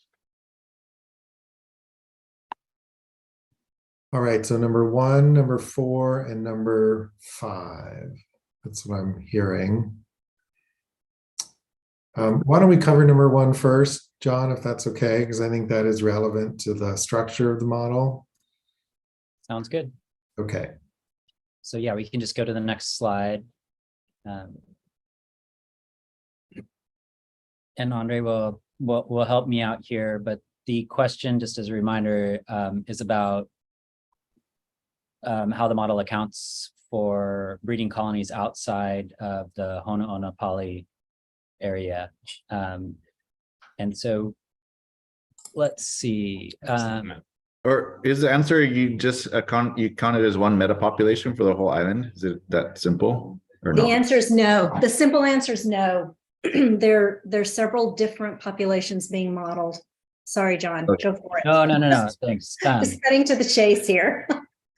There was a previous map on there that threw me for a loop for a second, but that's right. So each of the areas that are shown there as different colors, so kind of going clockwise from the Nepali coast in orange around, and each of the individual conservation sites, as well as each of the 4 predator exclusion fence areas for Newell Shearwater, they're all modeled as subpopulations. So we're not just modeling the Ho'oponopoly or Waimea Canyon or Wainiha and Lumahai valleys. It's all of the areas here. The Hanalei Ke Kaha is the largest, and that map is showing essentially the core suitable habitat for breeding. So and then I'll note that this is a revised figure that is shown in the HCP currently. So we did hear your feedback last time that figure was confusing, and we've tried to highlight these subpopulations more clearly and indicate that everywhere outside of those colored areas is not suitable habitat.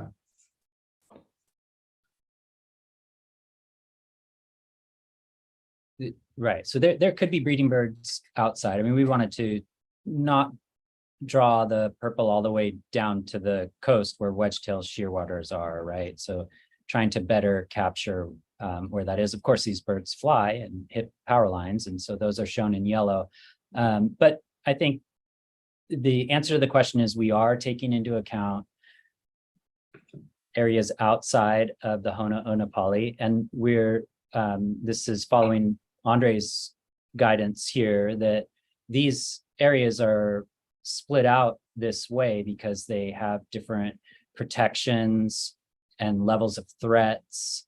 So the Nepali coast doesn't have the same level of threats as Hanalei Ke Kaha, that purple area, for example. And yeah, I mean, the creation of these areas was to specifically deal with the idea that you can't just treat Kauai as a metapopulation. Like there's different stressors that impact the birds in different areas, as we know, and also there's different ways that we've been monitoring those areas in the past. And so there's uncertainties in abundance in some areas and less uncertainty in others. So we split the island into these areas, and you can keep splitting down and down and down to get to individual colonies, but there's like a certain point where you've got to stop because otherwise the model just becomes crazy. And so this was a sort of a way to kind of tackle that issue of metapopulation being split into a certain number of workable chunks within which on broad scales the birds have different levels of threat and uncertainty. And different trends too. We'll get into the maybe we can go to the next slide, David, on the data. Like Andre mentioned, the data sources differ by area. So we have trends from radar around the about 75% of the island where there's roads. We have some trend data from the Nepali coast area from Andre and acoustic monitoring a few years there that Still Andre mentioned yesterday is kind of bounced around. So we model a stable trend there based on that source of data. We don't have radar data from there, obviously, or we don't have truck-based radar. And then we know that the trends are positive in the conservation sites from acoustic call rate data, among other observations. So all of this speaks to these spatial differences in threats, but also data that's available to inform at least the initial kind of pre-HCP conditions in the model. And when you look at the largest section, that Hanalei Ke Kaha, I mean, that group of birds that are scattered, distributed across that area, fairly small. A lot of these are dying colonies. These are the ones that are most impacted by light attraction and power line collisions, but also the ones that would be most benefited by minimization actions. So, I think it's like a kind of like a large scale overview, broadly speaking, of what's impacting these birds in different areas and how KUC's HCP is impacting or helping the birds in these different areas. There are birds there like haupu, sleeping giant, anahola. Anahola might be included in there. I don't really know. I guess this map's, I don't know if I've actually seen this map. I haven't seen this map. Some of those areas are not included in that, in the confines of that Hanalei to Kekaha, but they are actually included in our estimates when we were making them. Yeah. I just had a suggestion. I understand this is a new map and will be integrated into the draft, but it would be good, maybe, I know this map is very busy, but somewhere it'd be nice to have the map with these polygons overlaid with the map of the colonies. That might help further sort of visualize things for us. Okay. And maybe we can stop there and see if that brief explanation and rationale helps to answer the question, or yeah. So this is my question, so I'll take the lead. So this is very helpful, thank you. So to clarify, your model basically accounts for 6 different populations around the island. Is that an accurate statement? And these are the populations? Well, each of the conservation sites is treated as an individual, okay. I term a subpopulation. The purples have their own thing, but all the other ones are clumped. That's right. So yeah, Hanalei to Kekaha aggregates the whatever breeding colonies are in that, basically outside those other areas. So does Kalala East to Upper Manoa exclude the conservation site? Yeah. Like, so the ones in the yellow section, it's just like that's everything apart from the ones we're outside of the management sites in that region. I see. Okay, thanks.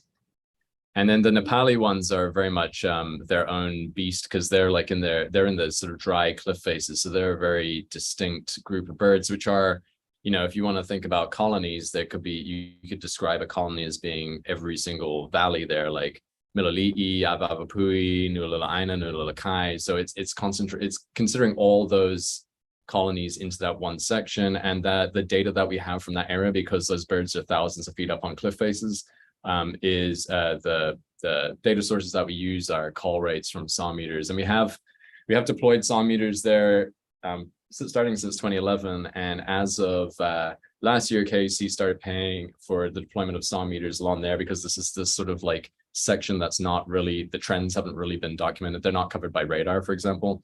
And this year we deployed 20 saw meters in that area through funding from the KUC HCP.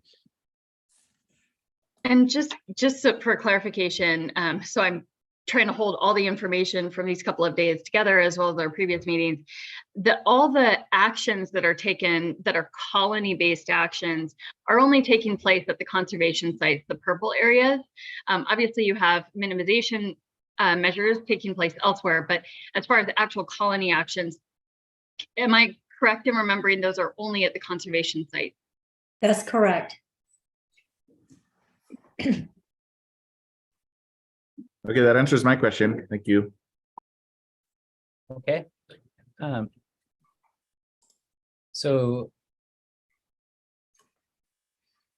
I wonder, yeah, so, all right, so question 4, why is a 50-year permit term justified and reasonable?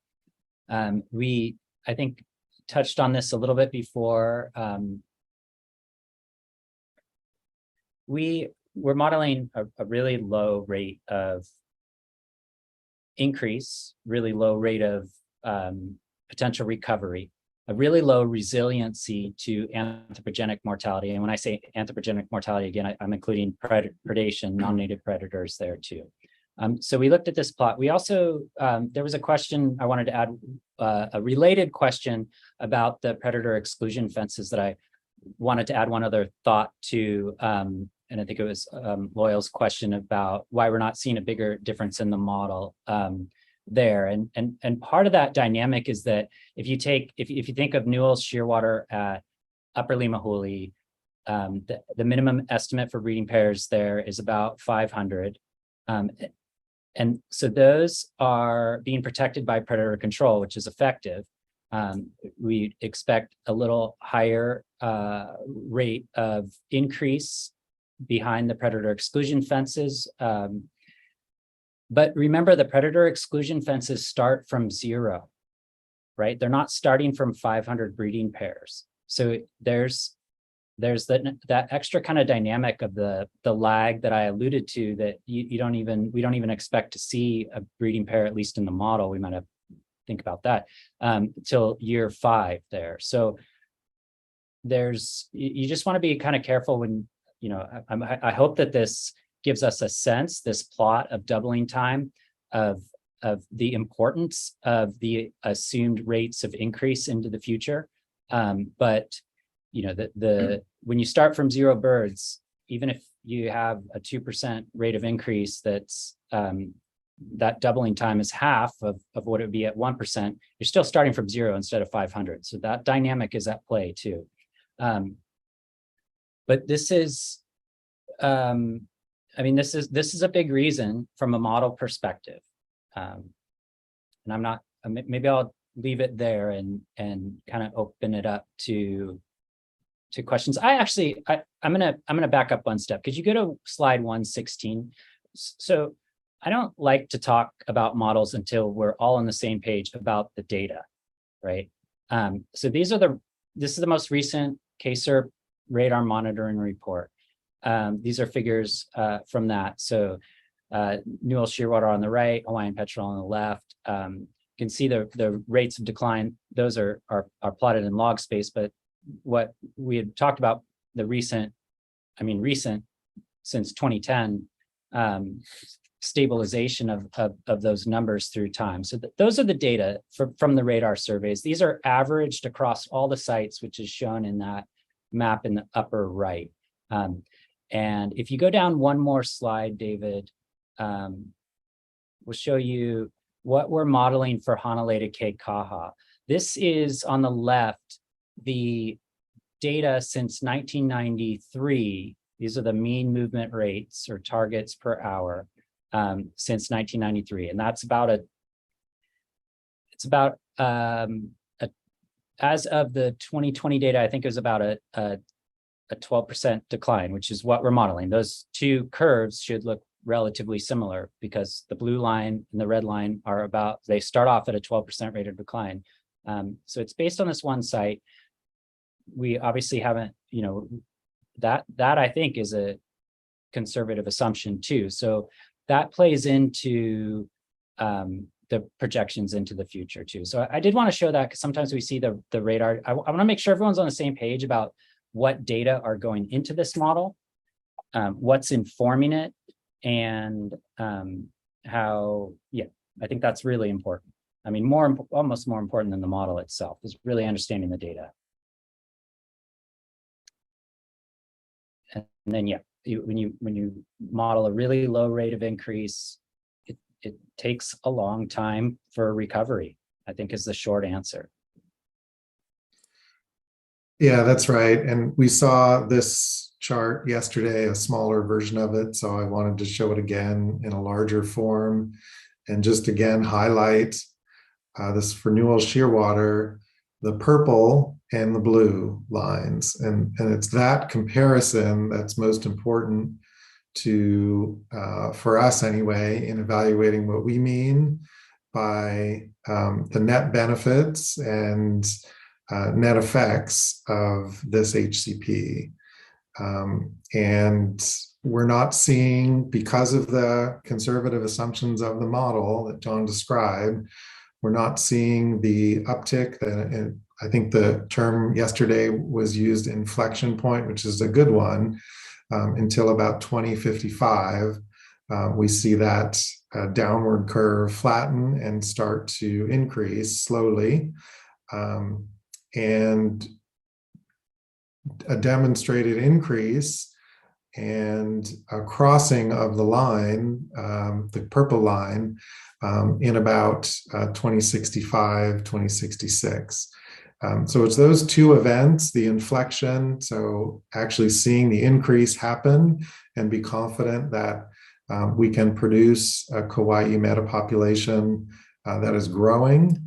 And then going even further than that, comparing the HCP to what if no take was occurring at all, no conservation was occurring at all. It's still a better outcome. And we don't see that until much later in the perma term. So that is also a big reason why we felt 50 years was necessary for the perma term, is to see those two outcomes. But in terms of adaptive management, I mean, you don't have to wait till those, you should be able to start seeing those benefits right away, you know, the divergence between the dark blue line and the red line. Absolutely. We see the benefits right now, as we've been showing you with the minimization and with the conservation sites that are existing today and for which we have many years of data. So the benefits are there. We just need to generate more of them and have those benefits accrue long enough to have those island-wide benefits that we want to see. I did want to just add a point of clarification too. I think when Melissa was, before we took a break, mentioned the abundance of about 7,000 or so. Just note the label on the y-axis is breeding pair abundance. So as a general rule, thank you for that clarification. Yeah, appreciate it. And as a general rule of thumb, it's not exact, but if you multiply that by 4, you're in the ballpark for probably total abundance, given assumptions of not just this population dynamics model, but other people's population dynamics model. I think around 50 or 60% of the population might be breeding adults. So that gives you maybe a better sense for total abundance. We had plotted total abundance before, but found, I think, that breeding pair abundance it's what's being monitored and maybe a little bit easier to digest and think about. Yeah, but go ahead, Melissa. If you have a direct follow-up to this, I do have a question about this related to the graph, but go ahead. You first. Okay, so just a question. So I assume in the future, as we're thinking about adaptive management, our conversation earlier about metrics, one of the things we want to see annually is that you're comparing the estimated numbers that we're actually seeing across the landscape to the predicted model to see how close we are to what you're predicting, right? When you're doing modeling throughout the HCP, is it done island-wide, or is it just done at the 10 conservation sites?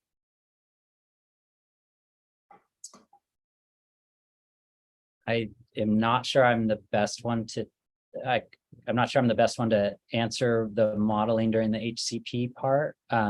It's definitely both. So we will be rerunning this island-wide model, but this island-wide model inputs include estimates for each of the 10 conservation sites. Sorry, maybe I wasn't clear.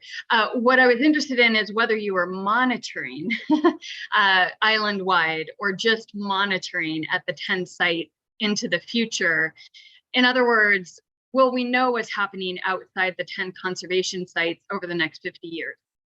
What the monitoring outside of the conservation sites, Lisa, that KIUC will be funding is on Nepali Coast. And then the radar, we understand from DOFA that they plan to continue the radar trend monitoring. So essentially the data that we're using in the model now for those populations, we will still have those same data points moving forward. KIUC will be funding some of that, and then DOFA will continue the specific to Nepali Coast, and DOFA will be continuing the radar trend monitoring. So the answer is yes, we will have data points to inform the model about what's happening outside of the conservation sites. Okay, so I just want to stick a pin in, like, moving forward, we'll have actual numbers for comparison with this model. You know, say in 2030, when you're presenting the annual report, you're going to have the actual numbers or estimates from 2020 through 2030. And so it just would be nice to have those hindsight, you know, what we projected it would be and what your estimates are based off of survey data that's taking place that year. That's my reason for asking about surveys. It's just so, not necessarily, I mean, yes, you're going to constantly use that to inform and improve models out into the future, but also it's a way of looking at how well our past models were performing. Yeah, so that's related to my question. So if we can jump in, is there a stated commitment in this draft HCP to continue this modeling to check for, to see if we're on track or not? I don't remember the exact verbiage, but yes, essentially, in order to be reporting, to follow up with our reporting requirements, yes, we would have to be tracking this information as it's being considered in the model now. We have to be tracking that forward. Okay, so for adaptive management triggers, do you have a stated trigger being deviation from this model in a negative direction? I'm sorry, David Zippin, I'm going to have to, I don't remember specifics. Yeah, I might have to turn to Ellen for the details on that. Okay, well, we don't need to, like, if we're running out of time, that would be a recommendation. Come back with more specifics. Yeah, that would be a recommendation of mine, is to have a adaptive management trigger being deviation from this model. What we have is adaptive management triggers. So we have models for the conservation sites themselves as well as for island-wide. So we have the model also predicts how many breeding pairs there will be on a 5-year rolling average throughout the permit term. So the monitoring at the conservation sites will be compared against the model to see if we're meeting the expected numbers on the conservation sites. And that is the trigger for adaptive management. Yeah, and just to note, the model is actually based on for the conservation sites themselves, the model is based on the data from there. So another way of saying that is that the triggers are based on the data that's been collected too. The model's just using that for those sites, if that makes sense. It's both. But projected into the future. Projected into the future, right. Projected into the future, yeah. And Kavika, the best way to check for that to see whether that's going to actually be done in the future is to see whether there's a line item in the budget for it. So if we're not paying someone to do models, we can't assume that the people who are part of the project know how to do those models. It's a very specialized skill. So I would look for it in the budget. So what this involves is not rerunning the model. It's looking at the results of on the ground compared with the model. But very specifically, Melissa, there is a line item in the HCP budget for modeling, and we do expect to fund modeling throughout the term of the HCP. It's not just this model, there's also the Bayesian model for the strike that does the strike estimate for every year and will be helping us monitor and determine our level of minimization or strike reductions, basically. So we are accounting for modeling costs going forward into the permit term. Fantastic. Kavika, does that put your mind at ease a bit, or do you still want to see some additional language? Oh, he may have had to step out. Thanks, Don.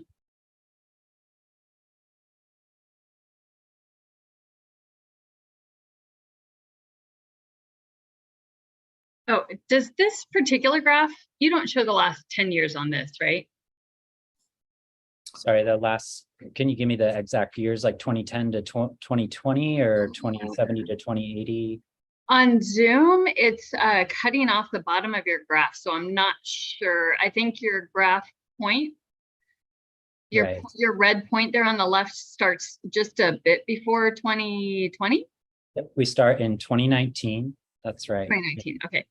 So yeah, just out of curiosity, is that just the starting point of your modeling? So we have the strike or collision estimates from Mark's work that are unminimized strikes. From 2013, it's an average over 2013 to 2019. And so we use that for the initial conditions. And so that's part of one of the main reasons we started in 2019. It's also that the breeding pairs from the conservation sites are that we certainly when we started, these get updated every year, obviously, but those were at right around the same time, 2020, 2021. So everything it gives us recent data while allowing us to use the unminimized strikes, which is important because we're adjusting that in the future projections with minimization.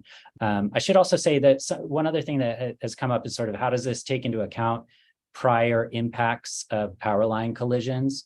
And so that trend that's being modeled is taking into account, the impacts of power line collisions that would result in a negative 12% rate of decline for that Honolulu K Kaha area. So that goes back. I mean, you could stretch that line back further than 2019 if you wanted to, but that's where we start. Just noting that we've got about 19 minutes left. I just want to check in with the committee members and see if there are any questions that were on that list that haven't been answered yet. I don't know whether you want them to put it back up. Please ask if you do want them to, but just want to make sure that we get to those in the next 19 minutes. Are there any questions from the committee members that haven't yet been addressed need to get to? As well, I'm good.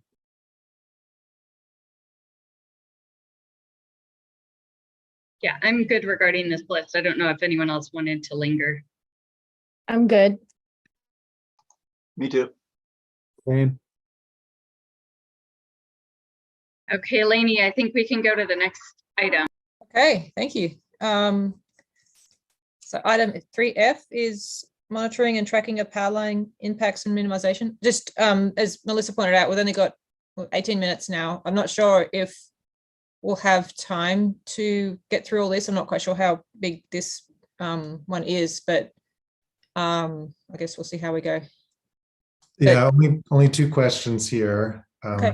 I'll turn this over to Ellen to cover. Ellen and Mark. And I have a personal preference to just directly address two, although I think other people may want one answered also. So I don't know if the committee wants to weigh in on that. I just don't want the next 18 minutes to be spent on a presentation that doesn't necessarily directly answer these two questions. So yeah, so one was my question, but it actually is part of two in many ways. So I can defer one and just concentrate on two.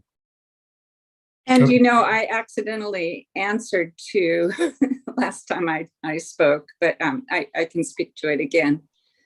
And there are only 3 slides in this section as well. So I think presentation should go quickly. Let's go. So asking the question as to why we use power line strikes as a metric for take, and so sorry, Ellen, I'm so sorry to interrupt. Can you start with the answer to question number 2 for the sake of time? Okay, so 2 is based on, we have certain assumptions in the model and in our determination of how much how many strikes result in actual mortality and injury. And So it's kind of hard to speak to the one without first speaking to the other. But basically, if there is data that comes up that shows that these proportions are different than what we had anticipated, then the HCP allows for the numbers to change with concurrence from KIUC, DOFA, and Fish and Wildlife Service. Although it's not something we want to be changing on a regular basis because it makes it difficult to measure trends if you keep changing the parameters within the calculation. Does that answer the question? Yeah, my memory from the presentation a few months back was that the data going into this was based on a very small sample size, if I'm remembering correctly. And so correct. Yeah, So that's what these slides are. Yeah. So yeah, but 6,000 hours of it took 6,000 hours of visual observation. I'll let Mark chime in as needed, but with 121 collision events from 6,000 hours of observation. So that's a lot of effort. Just watching birds, just sitting there and watching birds fly by to see which ones hit. And so we came up with this proportion breakdown based on that data, which if you have questions about that, you can speak to Mark. Before Mark chimes in, I just want to get real simplistic here. Every year, the power line monitoring team, which is Mark and his team, they give they have observations and they give the results of those observations, the cumulative results, as well as the yearly results. So this is something that we get information on yearly. We have the ability to work with if everyone is in agreement that these the data is indicating these need to be updated, we have the flexibility built in to work with the agencies to update our assumptions as appropriate. This is information that's coming in on an annual basis. I guess what would trigger trying to update that, you know, if it changes from 13% to 14% or 13 to 20%, or, you know, how would you decide whether you would revise that, right? I mean, that would be determined during the in coordination with the agencies, but it does throw off the whole model. So you would probably need to rerun the whole model again. Yeah, no, I'm sure that every year when you get new data, you're going to have a variance around that, you know, if you look over 10 years and so forth. So actually, Mark, maybe you can speak to that variance, because I think what I've seen coming in, these percentages have been pretty well founded, pretty consistently, at least over the last few years. Yeah, it bounced around more early on as we had lower numbers. So the original estimate was 3%. Then it went as high as 16, and then we're starting to, you know, zoom in on the true immediate grounding number. So it took a while to get there, but yeah, there will be fluctuation in each year, just depending on what you see. But also just note that this was an immense amount of effort to get these observations, and it will become much more difficult in the future to get even the equivalent. With minimization, we're going to see less and less strikes. So these numbers are, you know, we're not going to be filling in these data even as quickly as we did across the last 12 years. So just keep that in mind. And that the minimization too will change the grounding rate, presumably, we would presume, because birds are now going to be detecting the wires sooner. And even if that's last second, they still end up in a collision. Collisions where the birds can flare their head are less catastrophic. So we would actually predict that the minimization will reduce the rate of immediate grounding.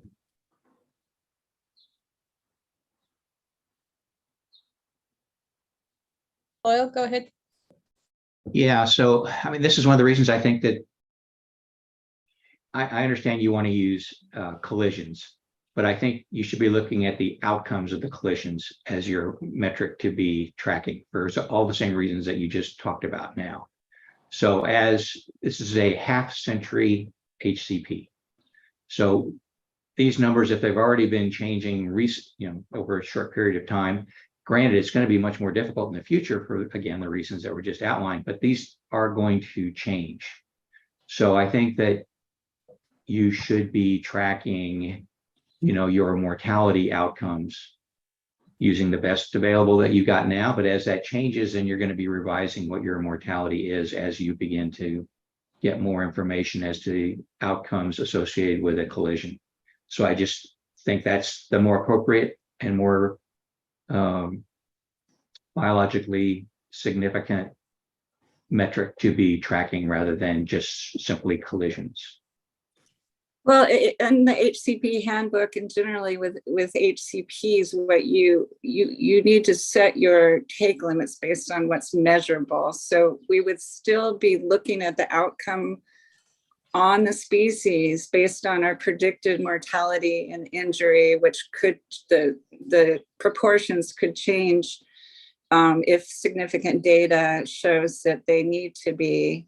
But in terms of tracking whether we're in compliance with the take prohibition or the take limits, we need to have something that's very measurable. And so that's why we're using collisions as that measurement. But we're still looking at the best available data to determine what the impact of those collisions are on the species. I'm not sure I quite understand. So for the HCP, what is your take? Authorized take? The unit of take that we're using is collisions. But if you can go to the next slide, David.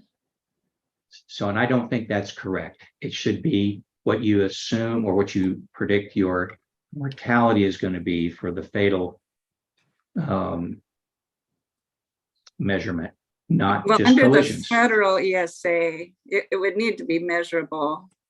Well, I think it is measurable. You're just looking at something that's closer to the biological objective rather than using a surrogate that's once removed. To get island-wide landscape scale monitoring, I mean, acoustics is the only tool available in the world. That's precisely why it was developed, is to get landscape scale. And because it's not perfect, it doesn't get you all the information. You need to fill in the information it does not provide with these observations. So if we were to exclude acoustic monitoring of collisions, we'd be talking about a fraction of these numbers. We'd have no way of actually. I'm sorry, I'm not making myself clear. You should be looking at collisions. But what I'm saying is your take estimate is based off of that collisions, and it's based on your observations that you got there up on the screen. Those will change over time. That means your mortality is going to change over time. If you put in something that, as you just said, where your reflectors may cause a decrease in the amount of immediate grounded birds and instead have not as lethal a take. So that should be reflected in the actual mortality take that you're trying to compensate for, rather than just a simple strike. If you find a way to make those strikes much less impactful, then your take is going to be lower. Conversely, if you do something that is going to increase the fatality rate associated with a collision, your take is going to go up. And that's what I think you should be monitoring, is not just collisions. Yeah, I mean, I think in theory, Loyal, what you're saying makes sense. The problem is we have to have a take limit in both the license and the permit, and it cannot be a variable take limit that fluctuates depending on what may occur or may not occur in the future.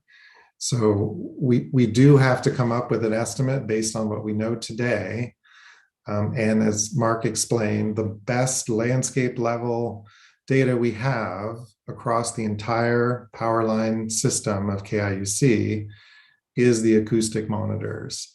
And so we have in the HCP estimated what we think the outcome of those collisions mean for the birds, and those estimated mortalities, estimated injuries, estimated death of chicks as a result are indicated, but those are not feasible for a measure of compliance.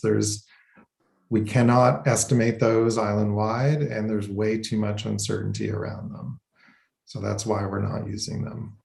Yeah, and I'll just once again agree to disagree with you there on that one. I really fine. disagree there Yeah. on that. That's fine.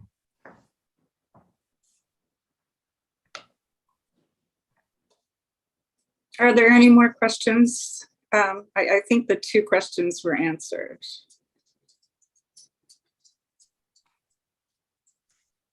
We've got 6 more, 6 more minutes.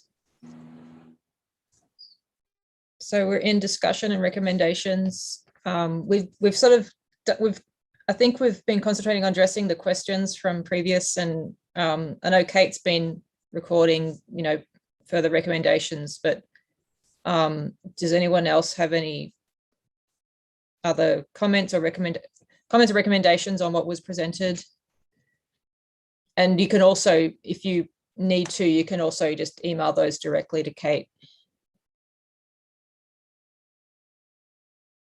I might have a recommendation to that I'll email to Kate. Thanks. Perfect. Thanks, Kavika.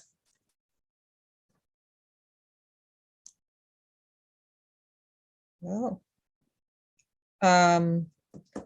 we might be finishing on time.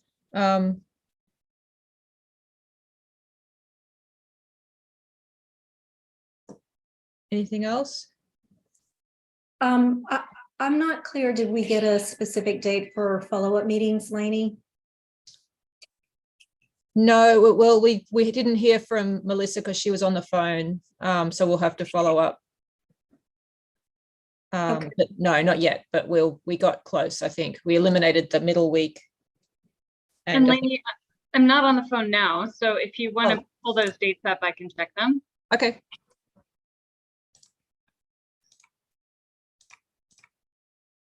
Like September or something. Yeah. Oops.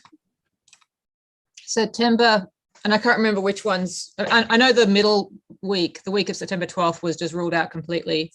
But I think we're still. I said the 7th I could do the morning, and the 8th I could do all day. So And 7th and 8th. So 7th and 8th are options, and I think. Yeah, I'm not sure, but if you can just tell us what 7th, 8th, 19th, and 20th. 7 and 8 are open. Yeah. For me, they're open for me. Okay. And then October 19 and 20 was the other. Yeah. for me, it's the same. 19 is the morning, 20th all day. Okay. And at the moment, 19 and 20 are open. A semester, people are going to start requesting meetings for the semester soon. So sooner we get those blocked, the better for me. Okay, and I'm not sure if you heard it, but we're trying to schedule 2 meetings, one in September, one in October. Yeah. So, okay, so it's looking like if it's an all day, it'll have to be the 8th and the 20th. But if we do mornings, it could be also not 7th and the 19th, I believe. I wasn't taking notes, but I thought I remembered someone wasn't available on the 8th. So I guess I just want to, we're in a similar situation as Melissa, where we have other things sort of pressing on the schedule. So I just want to make sure we get our team. Yeah. Kate, I can't remember them all either off the top of my head. But Lisa, everybody else was available on the 8th, but Lisa said maybe for the 8th of September. Yeah. So we'll just have to see. And I'm not available on the 19th or 20th. Okay. Okay, thank you. So we'll go ahead and we're just going to block off the morning of the 7th, morning of the 19th, all day the 8th, and all day the 20th. And then Kate, could you get back to me like in a week and confirm something specific? Yeah. Thank you. Okay. We'll stop sharing. Well, we've got 2 more minutes, but I think I've got summarize topics for future agendas. We had the adaptive management